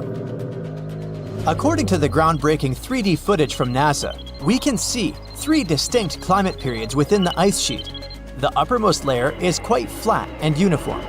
If you decided to dig deeper, you'd find the layer formed during the last ice age. It's more complex and rugged. The ice there is darker than what you see on the surface. If you let your mind wander, you can picture what this part of the world looked like when mammoths were roaming around. If you kept digging, you'd eventually find leftover ice from the Eocene period I've told you about. Now, canyons aren't the only unusual thing found under ice. If you could sneak a peek under all those layers of snow, you'd see an impressive mountain range and also plunging fjords. In 2017, scientists created a map that showed what Greenland had looked like without all that ice. There was a bowl-like depression in the middle of the enormous island. This depression was most likely an ancient lake. Around it, there was a circle of coastal mountain ranges. This scenery probably resembled the landscapes of modern Patagonia. Big mountains with snowy tops surrounding crystalline lakes. This ancient lake in Greenland is a wonder on its own. Imagine a pit the size of Rhode Island and Delaware put together. The lake is believed to have covered over 2,700 square miles, and back in the day, it was fed by at least 18 different streams. These crystalline blue waters were surely very inviting, and freezing of course.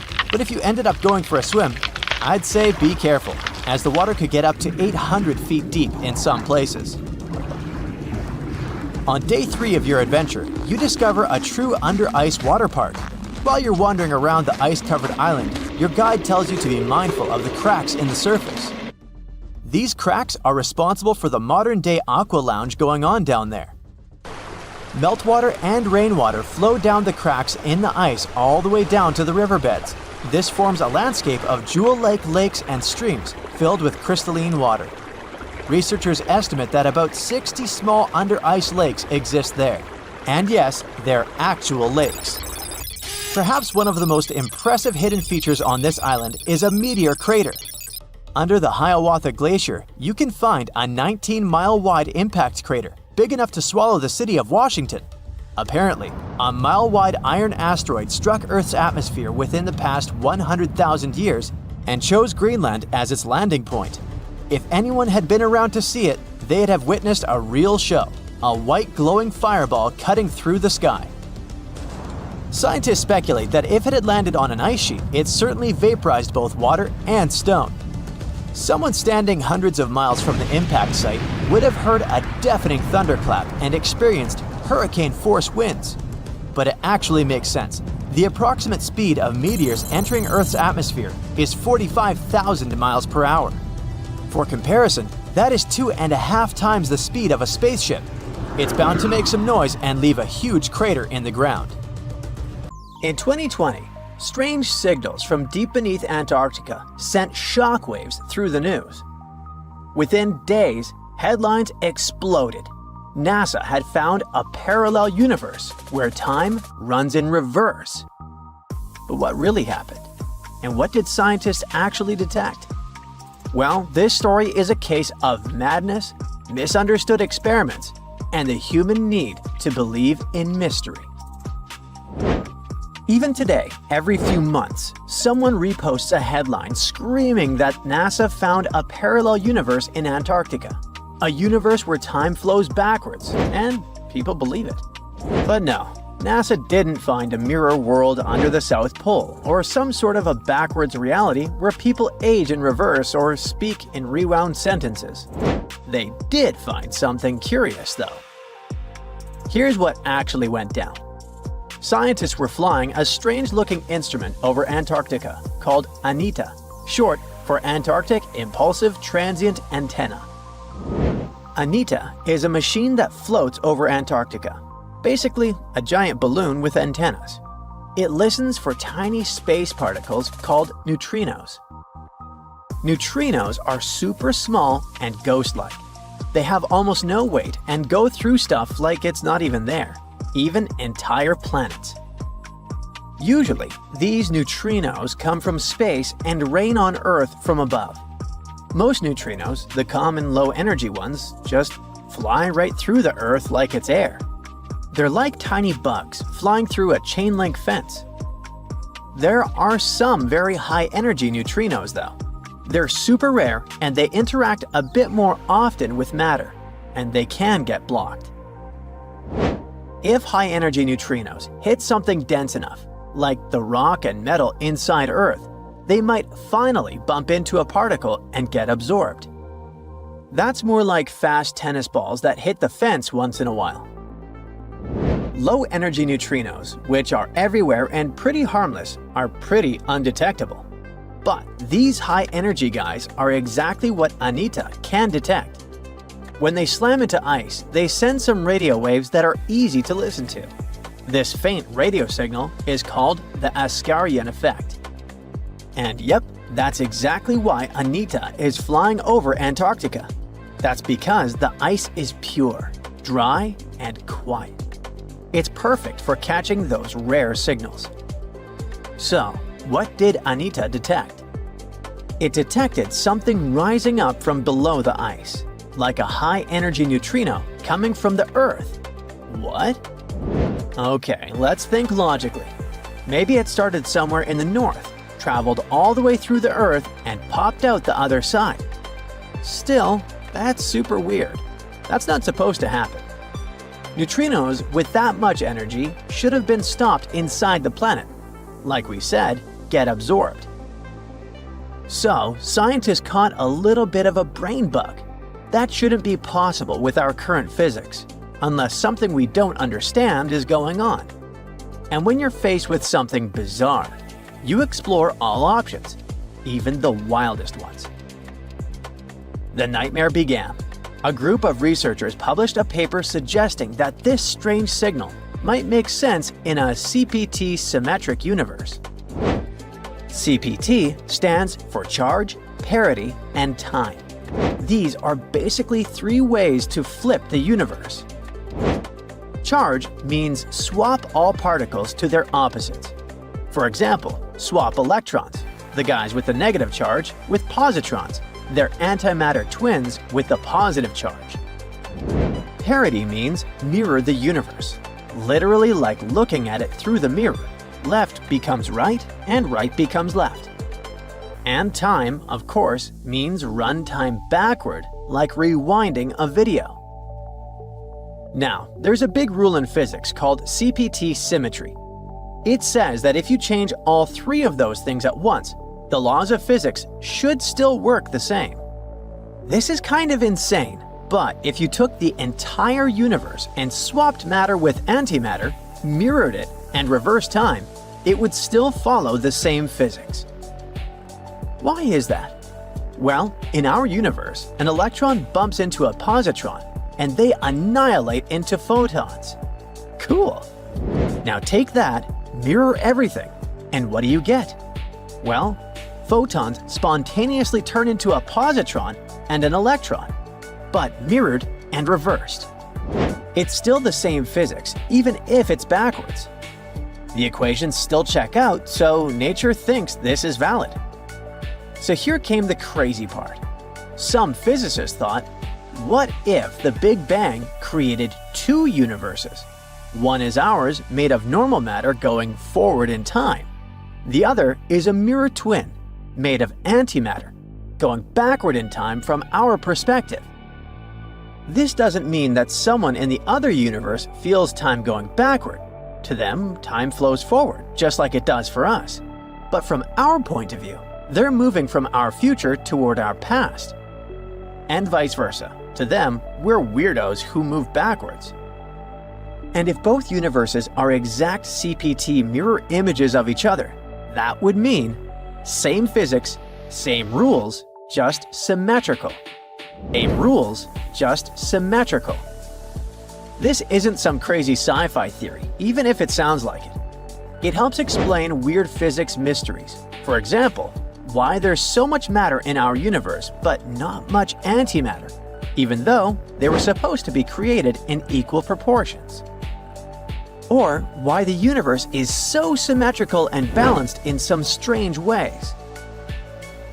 So, coming back to the neutrinos, some scientists suggested that maybe those upward flying particles could be coming from that CPT mirror universe, poking through into ours, like a crack between two symmetrical realities. And if you look at it like that, this is quite a wild take. It's speculative, it's not proven. It's more of a cool thought, but the media immediately blew up. They ran a piece with the headline that said we found proof of a parallel universe going backwards in time in Antarctica. And all the other big tabloids picked it up. They made it sound like NASA had actually found a parallel universe. Time travel is real. Multiverse is confirmed. Meanwhile, people who worked directly on Anita immediately caught brain damage. They tried to jump in to say that's not what happened at all. They explained that the signals were unusual, yes, but there were plenty of normal explanations that didn't require rewriting the laws of physics. It could even be just an experimental error. Maybe an unusual particle behavior or gaps in how we model neutrino interactions. Of course, no one listens to experts about what experts discovered. And once an idea like that hits social media, it becomes nearly impossible to put back in the box. But that also doesn't mean that the multiverse definitely isn't real. Far from it. Physicists are still exploring the concept and assume that some of those potential universes, if they exist, could have different laws of physics. One idea, called the many worlds theory, comes from quantum physics. It says that every time something can happen in more than one way, like a particle moving or a decision being made, all those possibilities actually happen, but in separate universes. So there could be endless versions of reality, each slightly different, branching off from every event. Maybe in one universe, dinosaurs never went extinct. Maybe in another, you never sent that embarrassing text. Another theory is called the bubble universe theory. After the Big Bang, the universe expanded incredibly fast in a process called inflation. Some scientists think that inflation never fully stopped and is still happening in some regions. That would mean new bubble universes are constantly forming, each with its own version of physics. Our universe would just be one bubble in a giant cosmic sea of others. The third idea is about shadow matter. Dark matter is invisible, but its gravity affects the universe. Some scientists think it could be made of particles similar to the ones that make up regular matter, but they're just hidden from us. This mirror, or shadow matter, could form entire invisible galaxies and even life, all existing right alongside us.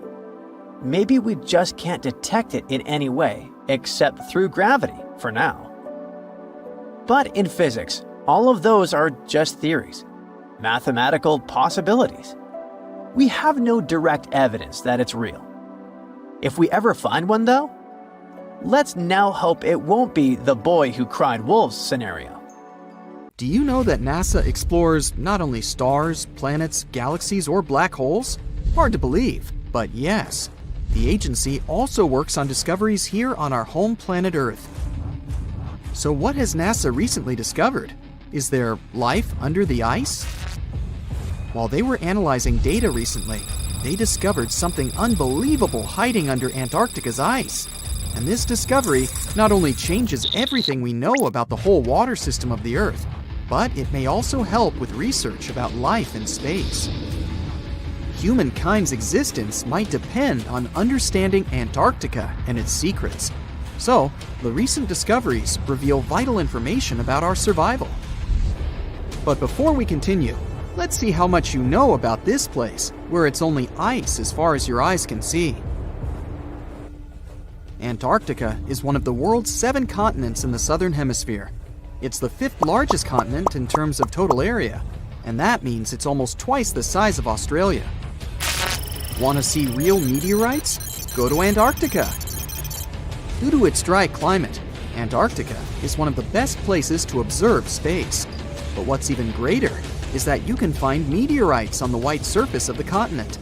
Scientists have already plucked about 45,000 meteorites from the ice, and they think they can see another 300,000. Since there aren't many terrestrial rocks there, it's easy for them to spot them, thanks to their dark color. Antarctica's dry desert environment also helps preserve them, even the ones that fell to Earth more than 1 million years ago. And can you imagine any volcanic activity in Antarctica? It's hard. But this place is where fire meets the ice. West Antarctica is where most volcanic activity occurs. Scientists recently found that 138 volcanoes exist in West Antarctica alone. Wow! You would think that Antarctica is always cold, but no. Its coastal regions can get as warm as 50 degrees Fahrenheit. But have you ever wondered what Antarctica would look like if there were no ice? It may seem unimaginable now, but it was not always covered by ice. That was 34 million years ago, though, so nobody could tell how the continent's surface would be without the ice. But NASA changed that. They generated computer simulations and created the most accurate map of it as of today. What they saw was incredible. The continent was not flat at all like it seemed. It's pretty bumpy with valleys, rolling plains, and high mountains. But this was nothing next to what they had discovered under Antarctica's ice. So, what is it? Drum roll, please. NASA found 2 new subglacial lakes. And what's even cooler about it is that they spotted these lakes from space. How is that? If your answer is high-tech satellites, then you're right. In 2003, NASA launched a satellite called IceSat. It measured ice sheet mass balance and cloud and aerosol heights. The satellite also helped create the ice-free map of Antarctica. In 2010, the European Space Agency launched the second satellite, CryoSat-2. It was for tracking the changes in the thickness of the ice. Then, in 2018, NASA launched the third one, IceSat-2, a follow-on to the IceSat spacecraft. It measured ice sheet elevation and sea ice thickness. It was NASA's most advanced Earth-observing laser instrument. It delivered the highest precision data. And when that was combined with the data from the other satellites, it was possible to spot these 2 new lakes near a pair of larger ones. But how is it possible that these lakes exist in the first place? The average thickness of most Antarctica ice is approximately 1.2 miles. However, it can get over 1.8 miles thick in some places, especially during the winter. So, you might think that there's nothing under there, but science says otherwise. It's not quite possible to see it with your bare eyes, but the continent's ice is slowly but constantly flowing in different directions under the force of its weight. But scientists could not figure out how water moved for many years. That started to change in 2007, when data gathered from the IceSat provided insight into what hides beneath the surface. They first discovered an entire network of meltwater lakes connected under Antarctica's fast-flowing ice streams, and there were hundreds of them. Scripps Institution of Oceanography glaciologist Helen Amanda Fricker figured that the elevation changes measured by IceSat happened because of the dynamics of these lakes. They did not hold meltwater statically. Instead, they were filling and draining continuously over time through a system of waterways. And as they did that, the ice above rose and fell. But where do they drain? The ocean, of course, and it drains a lot. A recent study, co-authored by Fricker, found that the drainage of one lake flushed as much as 198 billion gallons into the ocean in only 3 days. countless mysteries about how nature works are still waiting to be solved. But finding the two new lakes will give scientists a better picture of how fast the Antarctic ice sheet will change as the climate gets warmer, and how this will affect global ocean currents and sea level rise. The filling and draining cycle of the lakes also cause the ice sheet to suffer cracks and crevices. So, the information they find from these new lakes will also give them a better understanding of the damage on the surface of the ice. They will also be able to assess how this filling and draining system influences the speed at which ice slips into the oceans and seas. And that means they can evaluate how the added fresh water may alter marine ecosystems. This discovery may also suggest whether life is under the ice. Wow! Scientists drilled through about 3,504 feet of ice and found that water samples taken from one of the lakes contained approximately 10,000 bacterial cells per milliliter. Such a high number of bacterial life is a good sign, because that means the icy waters might also support higher life forms, such as microanimals, and one of these new lakes might even be their home. But the most exciting thing is that the new lakes might help them understand whether life on other planets is possible.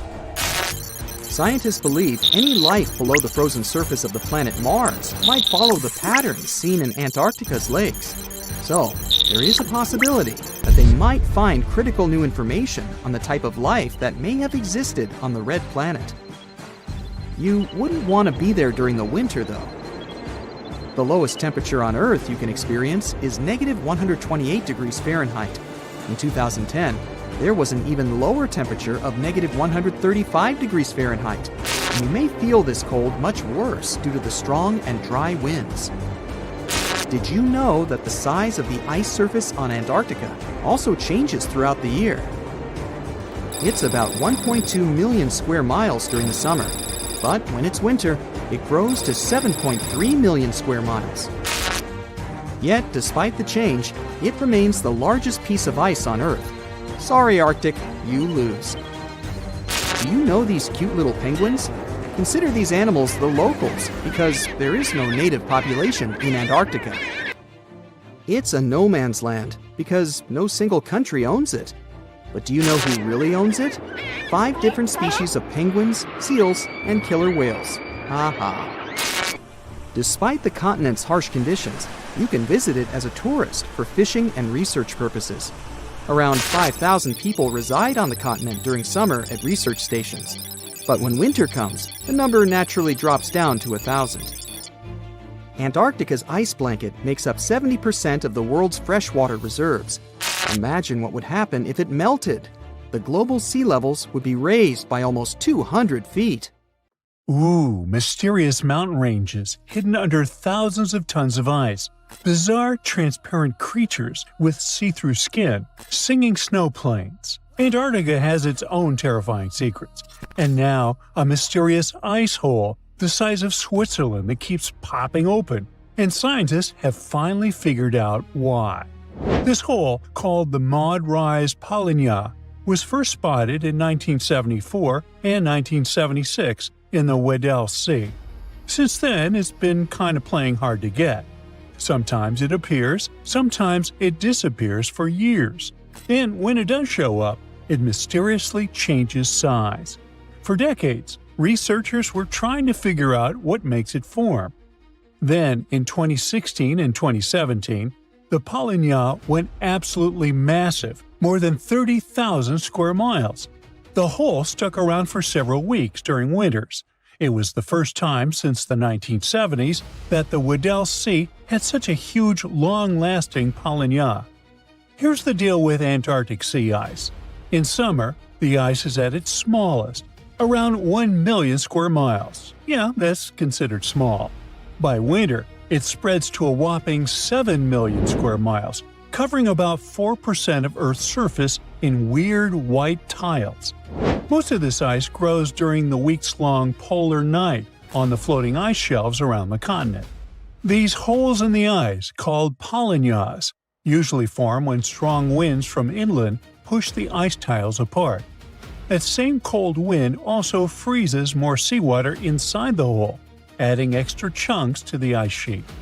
But the Maud Rise Polynya isn't near the coast, where those winds normally help make holes. Out in the open ocean, holes like this are rare. Add in the fact that ice across the Southern Ocean has been shrinking. No wonder scientists are left bewildered. What exact conditions are creating this stubborn giant ice hole? To crack the mystery, the scientists dove into a mountain of data: satellites, floating sensors, even info from tagged marine animals. Plus, they had years of past observations from other researchers. And they found something unusual. In 2016 and 2017, the Weddell Sea's circular ocean current, called the Weddell Gyre, was stronger than usual. That extra punch made it easier for salty, warmer water from deep below to reach the surface. The Maud Rise Polynya sits above an underwater mountain called Maud Rise. During those big Polynya years, the stronger current caused salt to gather around this submerged peak. On the surface, the wind whipped over the ice, creating a corkscrew effect. It literally pulled that salty water up from below. The extra salt lowered the freezing point of the surface water, allowing the Maud Rise Polynya to form and stick around. Polynyas are really important for the planet. The dense salty water formed in these holes can travel huge distances, spreading across the global ocean and affecting climates everywhere. But these magnificent holes aren't the only cool and mysterious phenomena Antarctica is famous for. How about underground lakes? Or shall I say under-ice lakes? Because there are entire lakes hidden under Antarctica's thick ice. Scientists first found them back in 1970 using radar, and now they think there are around 400 lakes tucked under around 2 miles of ice in the explored areas. These lakes likely formed after Antarctica broke off from Gondwanaland, the ancient supercontinent. Surprisingly, the water in the lakes doesn't freeze because the ice above presses down too hard. Hey, it's physics, bro! The biggest of them all is Lake Vostok, discovered in the 1990s. It sits a bit more than 2 miles below the ice. Scientists have drilled down to take samples, and the water they pulled up was about 26 degrees Fahrenheit, even though the lake had been trapped under ice for over 20 million years. There's also Lake Williams. In 2014, scientists made a lit discovery there. They found a thriving colony of microorganisms nearly a mile under the ice. Those tiny creatures never saw sunlight or fresh air. Instead, they used methane and ammonium as energy to grow. Another marvel hides in plain sight in the McMurdo Dry Valley. It's a waterfall that looks like something straight out of a horror movie.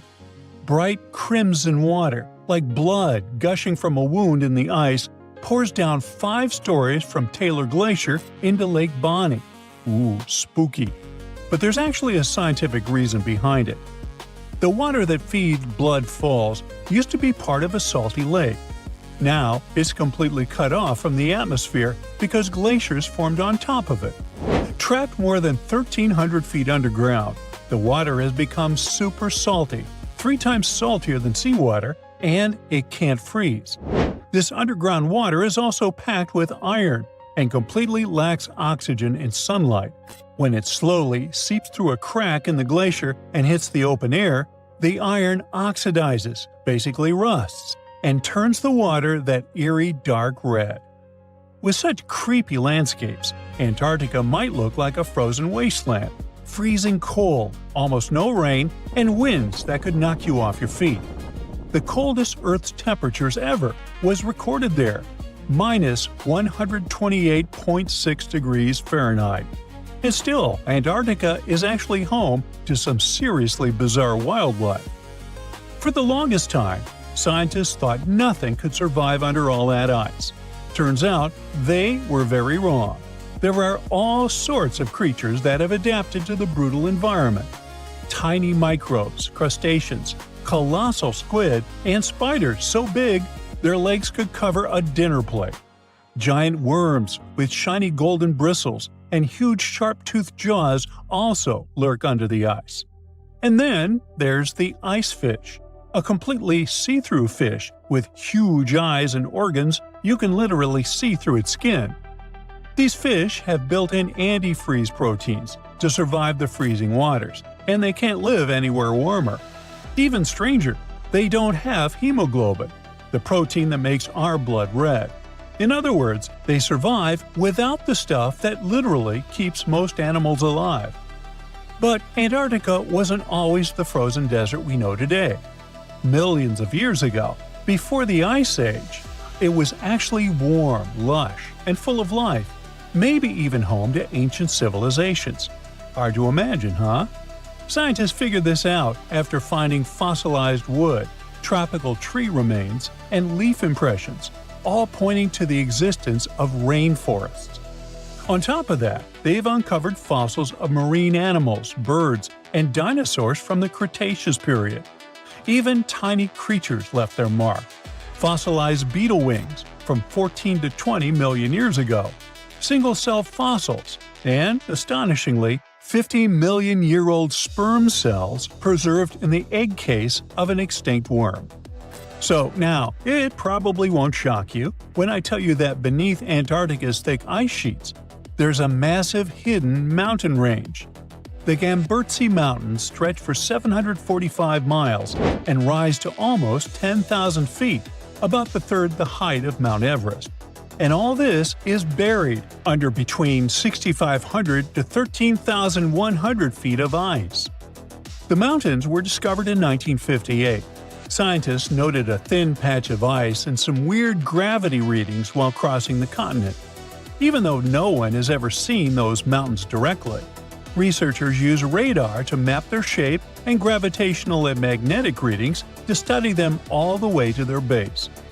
Perhaps the craziest part is that the Gamburtsis are around 1 billion years old. So, in theory, they should have eroded away long ago. How they're still standing is a mystery. Most scientists think a frozen mantle beneath the ice might be protecting them from erosion, keeping this ancient range intact. And finally, Antarctica has its own soundtrack. The Ross Ice Shelf, the continent's largest ice shelf, is several hundred feet thick and spreads over 193,000 square miles, roughly the size of France. And scientists have recently discovered that this massive ice slab actually sings. The eerie melody comes from wind blowing over snow dunes, which creates vibrations in the ice and a nearly continuous seismic hum. You can't hear it with your ears, but seismic sensors pick up the mournful tune. In fact, it was discovered by accident. Scientists just installed special sensors to monitor other ice behaviors. Now, even cooler, the song changes depending on what's happening on the ice. Melting, storms, and shifting snow all tweak the vibrations. Researchers are now using this haunting melody as a kind of early warning system. They listen to it in real time to track the ice shelf stability and potential collapse. There's not much to do in Antarctica except scientific work. You could check out the wildlife, like some cute penguins and seals, and you'd get to see the occasional whale swimming around. Antarctica is one of the biggest lands out there that's only inhabited by scientists and researchers from all over the world. These scientists dug a hole through some pretty thick ice to study the ancient air and how the atmosphere cleans itself. They used a special drill and dug a clean cylindrical hole 450 feet below the surface. Some of this ice can be up to 800,000 years old and is a good indicator of what the climate was like in the past. It's like checking out tree rings to determine how old a certain tree is, except it's more complicated than that. After the effortless digging, they decided to drop some ice to the bottom of the hole to see what would happen next. They heard some really unusual sounds.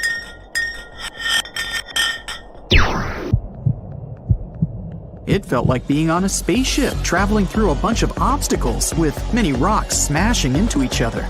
The pitches changed over the quick descent of the block of ice, ranging from high pitch and ending with a low heartbeat-like sound. The scientists were puzzled when they first heard this and dropped some more ice, only to find out that the same type of sounds were being produced, just in different variations. They couldn't tell what was down there, and, more importantly, why these kinds of sounds were produced. Antarctica boasts quite a few volcanoes, many of which are under super thick sheets of ice. Scientists discovered 91 volcanoes and claimed there could be more, potentially making it the most extensive volcanic region in the world. While they were doing regular scientific research, they came across many unmistakable large cone-shaped figures underground. Some were as deep as 2 miles in the ice. Some of the peaks were over 3,000 feet tall and dozens of miles across. But on the surface, it's as plain as a sheet of paper. They may have dropped that block of ice inside an actual volcano that they were standing on, but it's unlikely. Even though the underground volcano presence was discovered by accident, there's a small chance they were actually standing on one where they had their workstation set up. It's more likely that they worked in an area where studying ancient climates is easier and less dangerous than other places. They collect ice samples and study them in a lab. It's like discovering a prehistoric insect embedded in amber millions of years ago when dinosaurs used to roam the land. But instead of little bugs, scientists study ancient dust, air bubbles, sea salts, volcanic ash, and anything else that may have come from the environment. They can practically tell how the climate was during that time. These ice samples might show that Antarctica's western ice sheet melted when the Earth's climate warmed up. If it did, then it's likely to happen again. That would mean sea levels rising, affecting coastal cities and small remote islands. But scientists aren't sure it's true, despite some evidence to back it up. The process of studying ice samples can take a week or even a year, depending on what they find. They crush or melt the sample bit by bit. And like those tree rings, the deeper the layer, the further we go back in time. In order to study ancient bubbles trapped in ice, researchers have to crush the samples under a vacuum hood to keep the air out while extracting the air and putting it in vials. There are various instruments and devices to study the ice samples, but because it's so sensitive to damage, each measurement must be in a clean room setting so that nothing gets compromised. The scientists have to wear proper bodysuits and many layers of gloves and constantly get ventilated. Even something as tiny and insignificant as a fingerprint can ruin a sample. They look for certain patterns to see changes in the atmosphere's composition and temperature. But dropping a few blocks of ice down a hole wouldn't be so bad. The reason why it made such a peculiar sound is the same reason why a moving car sounds different when it's honking than when it's stationary. The scientific word for it is the Doppler effect. It's an obvious change in the frequency of a wave with respect to an observer who is moving relative to the wave source. The effect doesn't mean the frequency of the sound changes, it just shifts. And this can be said about other types of waves, like water and light. But sound waves are the most popular ones when it comes to the Doppler effect. So, when the scientists dropped the ice block down the bottom of the hole, the sound waves traveled back up and bounced around the narrow tube where they drilled. That's why they got the pew pew sound. Let's not forget that this ice block traveled 450 feet beneath us. Oil ships dig holes in the oceanic crust that go thousands of feet beneath the Earth. The Kola Super Deep Borehole in Russia is the deepest hole ever made by humans. It goes more than 40,000 feet below the surface and took almost 20 years to reach 7.5 miles. Below it is only half the distance to the mantle. In terms of the whole Earth, this very deep hole is literally scratching the surface. This wasn't a hole to dig for oil, and wasn't in the ocean either. The drilling was stopped in 1992 when the engineers found out that the temperatures were 100 degrees Fahrenheit higher than they predicted. And then it was abandoned, and it's just been a barren hole now. But that's the closest we've dug to the center of the planet. The scary thing is that some of the workers on the site could hear voices coming from within. All the way in Yemen, an ancient hole exists in Barhout, in the east of the country in the middle of the desert. It's actually closer to Oman than to the capital Sana'a. This hole has puzzled experts and locals. Unlike the holes in Russia and Antarctica, this wasn't man-made. Or was it? It's been around for many years, and the locals try to steer away from it. They don't even like talking about it, since they claim it brings bad luck to those around it, or to whoever utters its name. They claim it was created as a prison for spirits, but many rule that out. The hole is 98 feet wide and somewhere between 330 to 650 feet deep. You can also hear strange sounds coming from the inside. But according to some scientists, the well has little to no ventilation and barely has any oxygen down there. So it's unlikely that anyone or anything lives down there. The Challenger Deep in the Mariana Trench caught some low-pitched grumble sounds in March of 2016. Some of these grumbles were followed by screeches. They caught these sounds in a span of weeks, using a titanium-encased microphone so that the immense pressure of the lowest point on Earth wouldn't crush it. They had to lower it slowly as well, since it's 1,000 times the atmospheric pressure at sea level. For 23 whole days, the microphone recorded typical sounds of whales passing by and boats sailing across from above, and even rumbles of nearby earthquakes, but they still couldn't determine what caused those initial sounds. The researchers couldn't understand if the noise from the bottom of the Mariana Trench was caused by humans or was natural. They also wanted to know if these sounds affected marine life, like dolphins and whales that rely on echolocation. They still can't figure it out, but scientists estimate that the ocean is about 10 times noisier than it was 50 years ago. With technological developments in shipping, submarines, and underwater construction, the ocean will only get louder with time. Northern lights come with sounds, which nobody talks about. They're usually audible when the auroras are at their most powerful presence. Scientists were always puzzled as to what caused the faint popping and crackling, even though they were very far above us. They used some special microphones and found out that the sounds came just 230 feet above us, which is pretty low. They're caused by electrical charges gaining power in a specific region of the auroras. The electrical charges are disturbed by magnetic storms that fire up the northern lights. As a result, some tiny sparks are released into the atmosphere, causing the faint crackling and popping noise. Antarctica wasn't always a frozen wasteland. A long time ago, it was full of life, and 56 million years ago, something terrifying stalked its jungles. A giant, flesh-eating bird. It was around 6 feet tall and weighed as much as a lion. For millions of years, nothing could challenge it, so why did it disappear? And could there be even bigger predators still hidden beneath the ice? Paleontologists found 2 massive claw bones in Antarctica, sharp, curved, and powerful, belonging to this bird.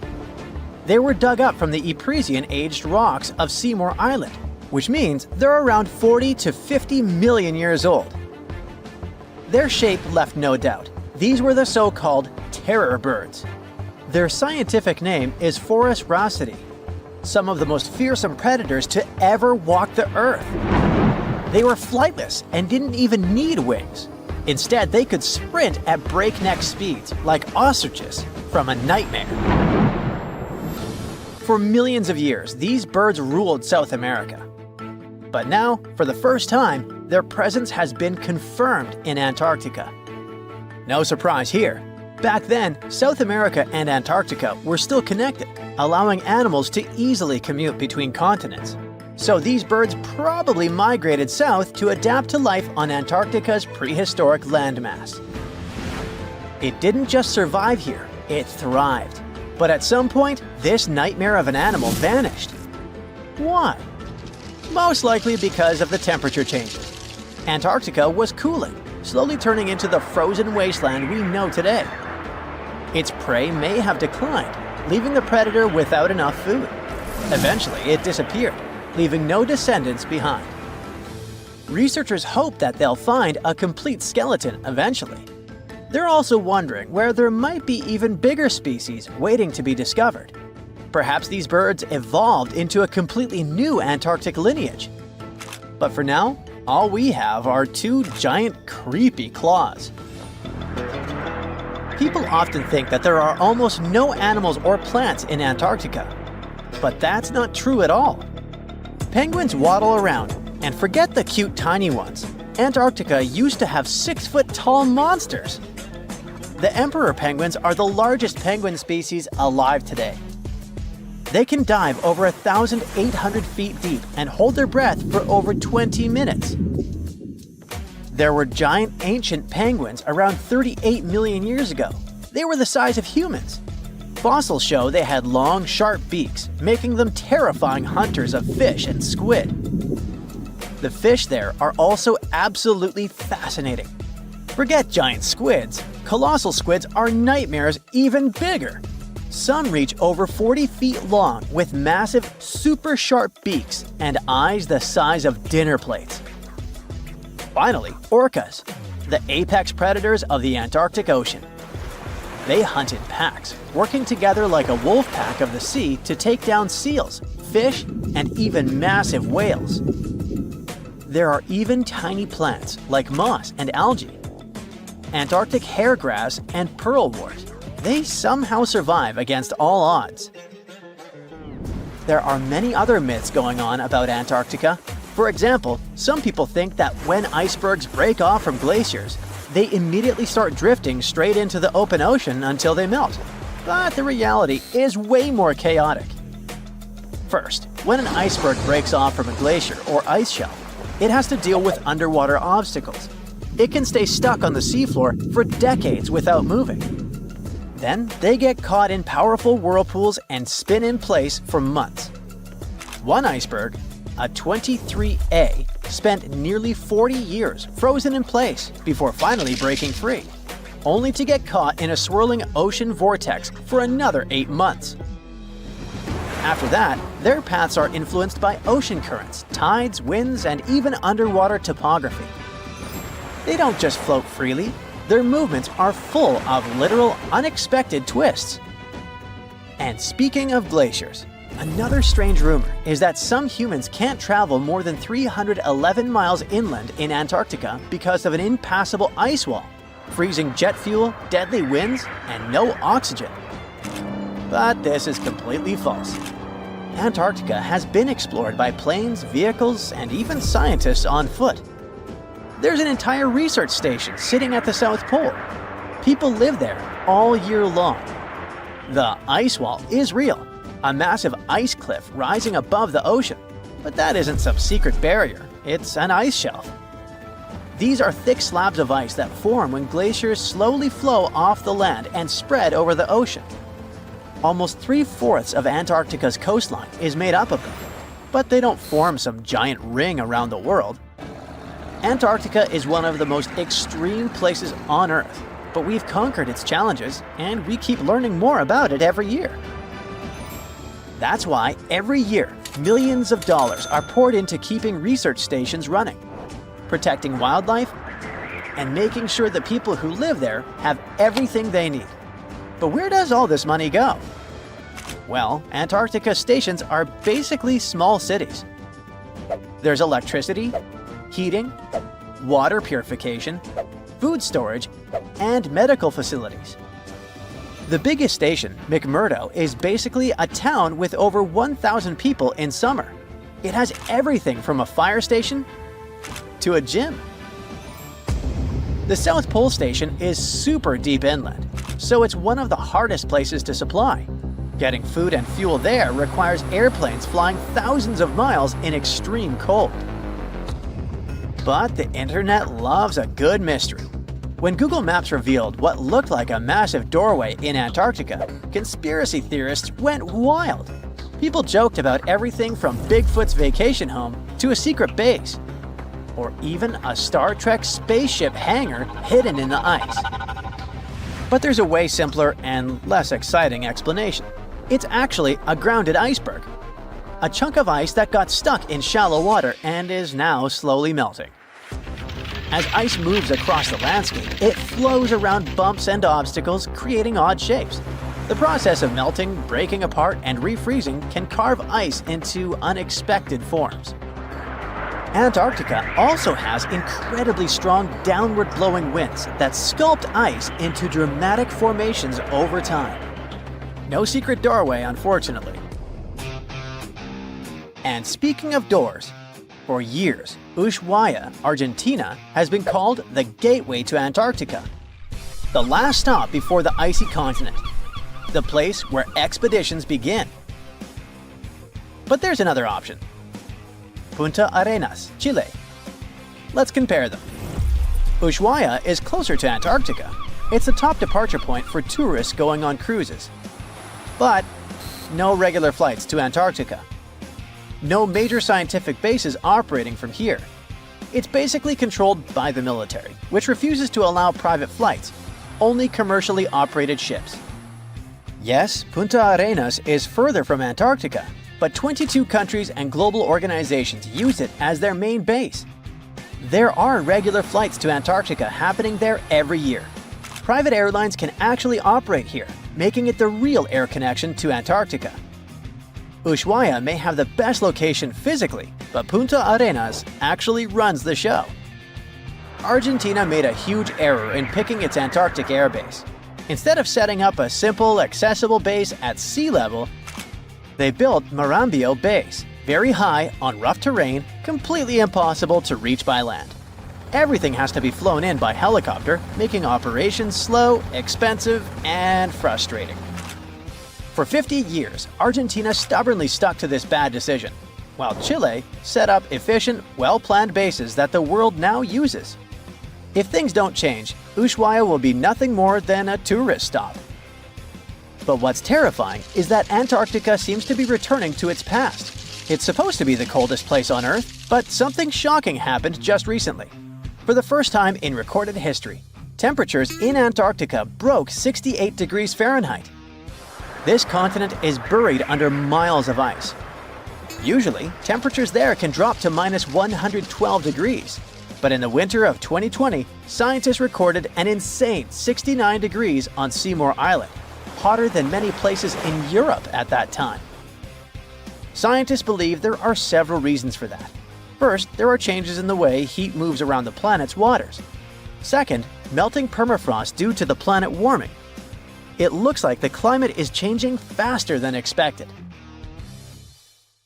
Consider Lake Enigma. What a fitting name. It's already strange enough because it's not even supposed to exist. But now, we stumbled upon actual life deep beneath it. And this just might help NASA in their search for life in outer space.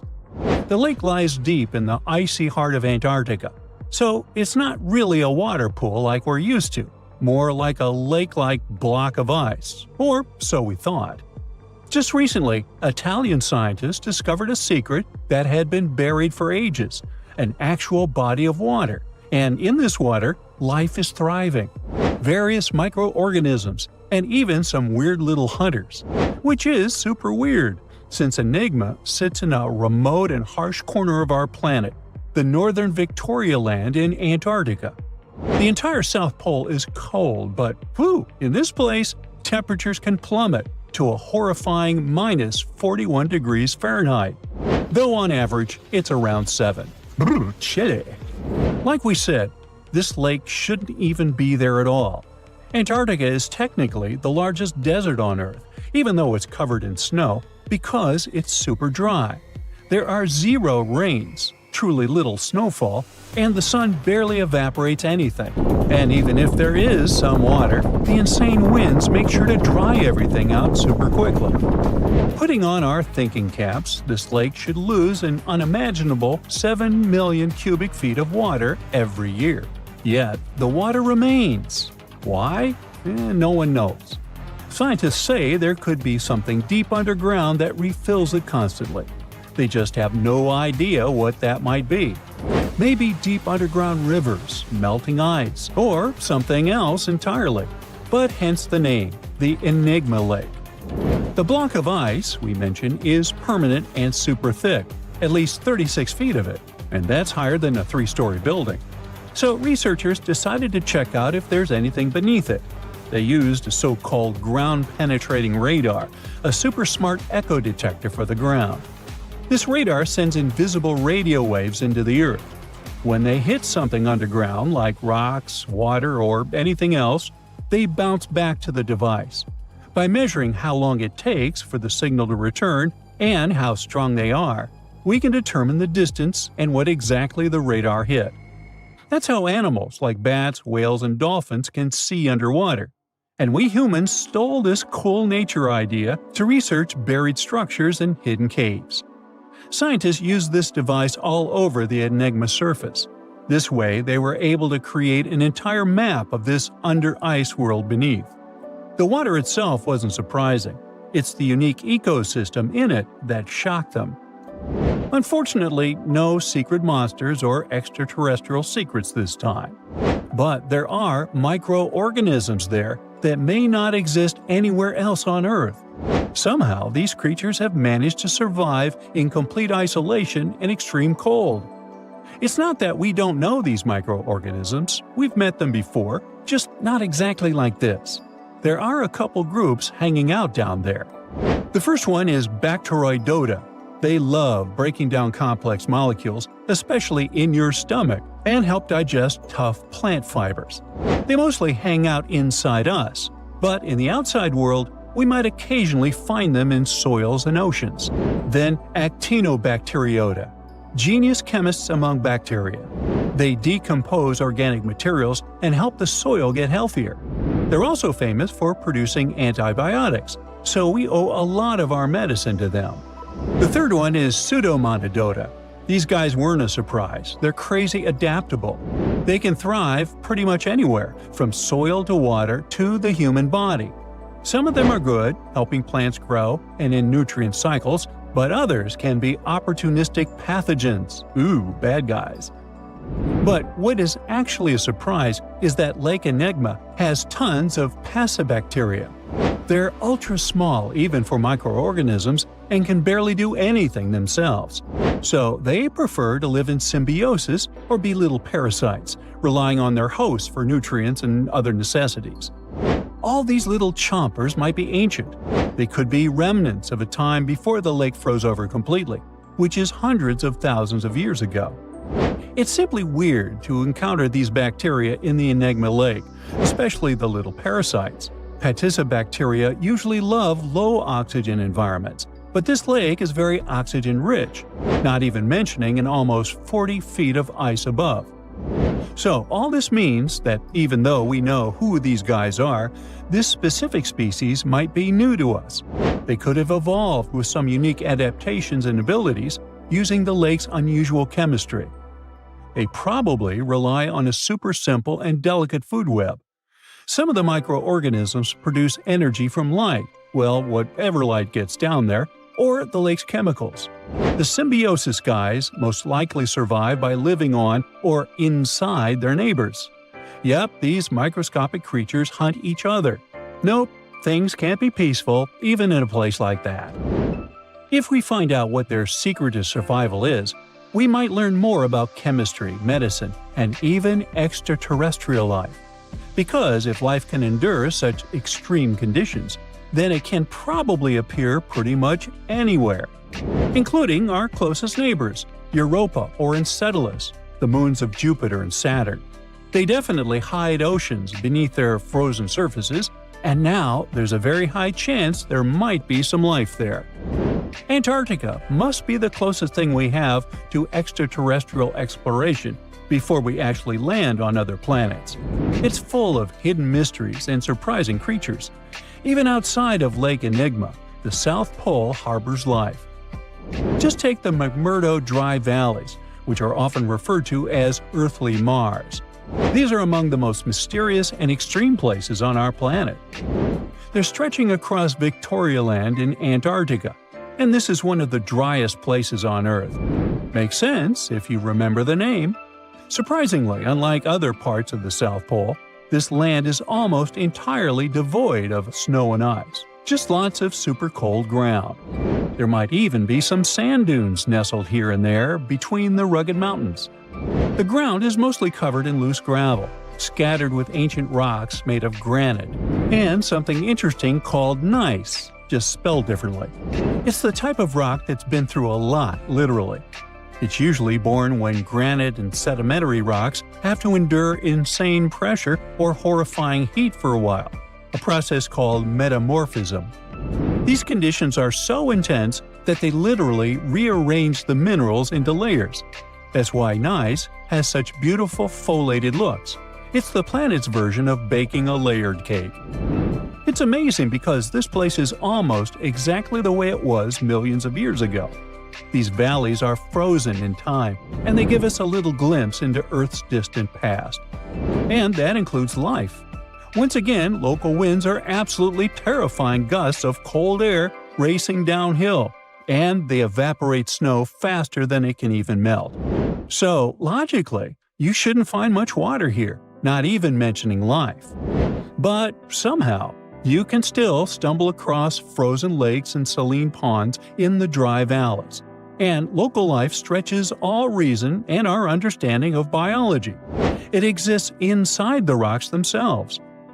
Microorganisms are hidden in slightly moist cracks and crevices. Deep inside, there's endolithic bacteria. These guys are super chill. Instead of moving around like other microorganisms, they always stay put inside their little rocky homes. How do they survive? Through photosynthesis. Just like plants, they take teeny tiny parts of light that gets in crevices and acts like little solar panels, getting energy from the sun. Meanwhile, in another place, beneath the Taylor Glacier, there's bacteria that literally doesn't eat anything. Not comfort, not sunlight, not even oxygen. These guys rely on a diet of dusty rocks and sulfur to fuel their weird metabolisms. By breaking down sulfur and iron, they get energy to sustain themselves. This way, they easily survive in deep seas at sub-freezing temperatures, completely cut off from sunlight, oxygen, and the world itself. This place is fascinating for both its life and the lack of it. In some parts of the valleys, like University Valley, yes, that's what it's called, the permafrost is so harsh that no microbes were found at all. This might be one of the only places on Earth where life appears to be completely absent, a quite scary idea. Anyway, now scientists are thinking about learning more about Lake Enigma and drilling this Mars-like environment, exactly for that reason, to see how we could get samples from Mars in the future. Ever wonder why, despite all our advancements in technology and science, there's a vast expanse of our own planet that we barely know about? Believe it or not, over 80% of our oceans remain uncharted territory. It's as if we've got this massive aquatic playground in our backyard, and we've barely scratched the surface. Also, did you know that only about 7% of our oceans have a special tag called Marine Protected Areas, or MPAs? How come this colossal body of water that envelops most of our planet is also among the most vulnerable and misunderstood spaces in the universe? Pressure has a lot to do with it. Our deep ocean is a beast of a place with no visibility, freezing temperatures, and pressure that's so intense that in certain areas it would make you feel like you're having the weight of 50 jumbo jets on your body. No wonder we're having an easier time sending people into space than to the bottom of the ocean. The deeper you go into the waters, the more pressure piles up. But let's not forget we have tech on our side, right? Scientists now use these cool satellite technologies that track the color of the ocean to check how much phytoplankton is there, for example. Why is this important, you might ask? Because these little plant-like critters are actually pretty major players in our big blue oceans. In the grand scheme of things in the aquatic world, phytoplankton is like the bedrock of the ocean food chain. It gives life to almost everything, from the tiny zooplankton, which are animal-like microorganisms, to those colossal, magnificent whales. When these technologies first came around, satellites could get clear images of the ocean faster than a ship could take the same number of measurements in 10 years. But it's not all about looking at the ocean from space. Sometimes you gotta dive in there and see it for yourself. Thankfully, we've come a long way in ocean exploration tech too. We've got things like floats and drifters that ride the ocean currents while collecting data, and a whole fleet of underwater vehicles, some of which are manned, some remote-controlled, and some even autonomous. Remember James Cameron, the guy who made the movie Titanic? He's super into exploring the ocean, and in 2012, he set a record by going down to the Mariana Trench in a vertical torpedo sub. He thinks there's nothing like being in the ocean and experiencing it firsthand. Other companies use a mix of technologies for their ocean explorations. It led them to discover amazing stuff like a deep-sea coral reef near Morocco, the only one still growing in the Mediterranean Sea. They've also discovered new species and documented ones previously thought to live only in the Atlantic. These efforts have convinced local authorities to declare some places as marine parks. As with most scientific areas, the road isn't without its bumps. These expeditions can cost quite a lot, and the lack of detailed maps and data only adds to the challenge. We can't always rely on bathymetric information, meaning the study of the ocean floor, because it's often not available. And that's the tricky part. We need to explore more to know more, but getting the funds for these kinds of projects can be tough when there are so many unknown variables. One particular company's explorations have helped protect nearly 4 million square miles of ocean so far. The data they collect during their expeditions is invaluable. It's used to identify new species, locate vulnerable habitats, and even show where threatened species are being overlooked. Their work helps dismiss excuses from local authorities who claim they lack the necessary information to establish more MPAs. The same company supports a goal known as 30 by 30, aiming to protect 30% of our oceans by 2030. It's a big target, and there's a long road ahead, but ongoing ocean exploration can provide the proof needed to keep more of our oceans safe. We also need to set aside areas for protection and research, even when we don't have all the facts just yet. On that note, some cool scientists have recently stumbled upon a gigantic and mysterious world beneath the Pacific Northwest coast's ocean floor. The best part is, this massive realm of life is pretty much cut off from the rest of the world above, making it like a secret underground club that only the best microbiologists have access to. Picture an active city, except the city is microscopic cracks in the basalt rocks of our oceanic crust, and its residents are microbes. These tiny creatures aren't like you and me. They don't rely on sunlight or the organic products of land and water ecosystems for sustenance. Instead, they thrive on chemical reactions with rocks and seawater. Scientists call this type of life chemosynthetic, which sounds complicated, but it basically means life sustained by chemical reactions. While this sort of life has been found deep in mines and around seafloor hydrothermal vents, the scale at which these creatures are found under the oceanic crust is unprecedented. It might even be the most extensive ecosystem on Earth. A geomicrobiologist from Denmark was part of the team that made this discovery. He claimed that over 50% of our planet's surface is oceanic crust, which is an average of 4 miles thick.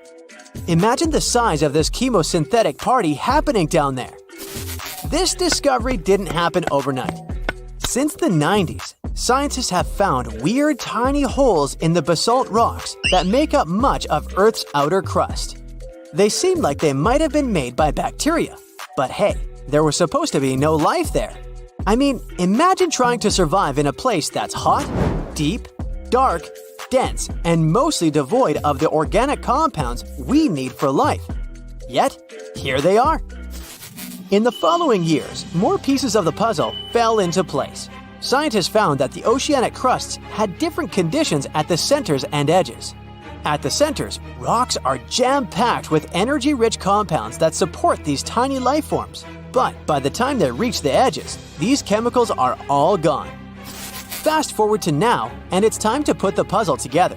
A microbial ecologist from the University of North Carolina worked on this research and says we now have solid evidence of microbial life in the cracks and crevices of deep ocean basalt. The next question scientists asked was, how far does this life extend? Researchers collected samples of crust from a plate roughly 120 miles off of Washington's coast, drilling deep beneath the ocean's surface. What they found down there was remarkable. The life down there runs on a unique fuel, hydrogen. Yep, in the absence of sunlight, hydrogen provides the energy for all their biological processes. These microbes use hydrogen to transform carbon dioxide into organic matter. This matter and other byproducts, like methane, then fuel other organisms, creating a network of life. Of course, the life down there isn't as complex as the one we know up here. Scientists doubt there will be any multicellular life under the ocean because it's too hot and energy poor. But hey, who knows? This universe under our oceans still has a lot to reveal. This whole thing is significant for many reasons. First, it confirms that life can exist in places without oxygen, which changes our perspective on where we can find life. This makes us wonder if life could exist under similar conditions on other planets, where surface conditions might be too harsh. The implications on Earth are also profound. If a large portion of life exists in the oceanic crust, then our understanding of life on our own planet could be completely changed. This exciting discovery stretches our understanding of life and prompts us to keep exploring the mysterious depths of our oceans, pushing the limits of our understanding. NASA is also in on the whole deep sea exploration project. Why? Shouldn't they be preoccupied with outer space? Because they're hoping to find hints about what the oceans on other planets might look like.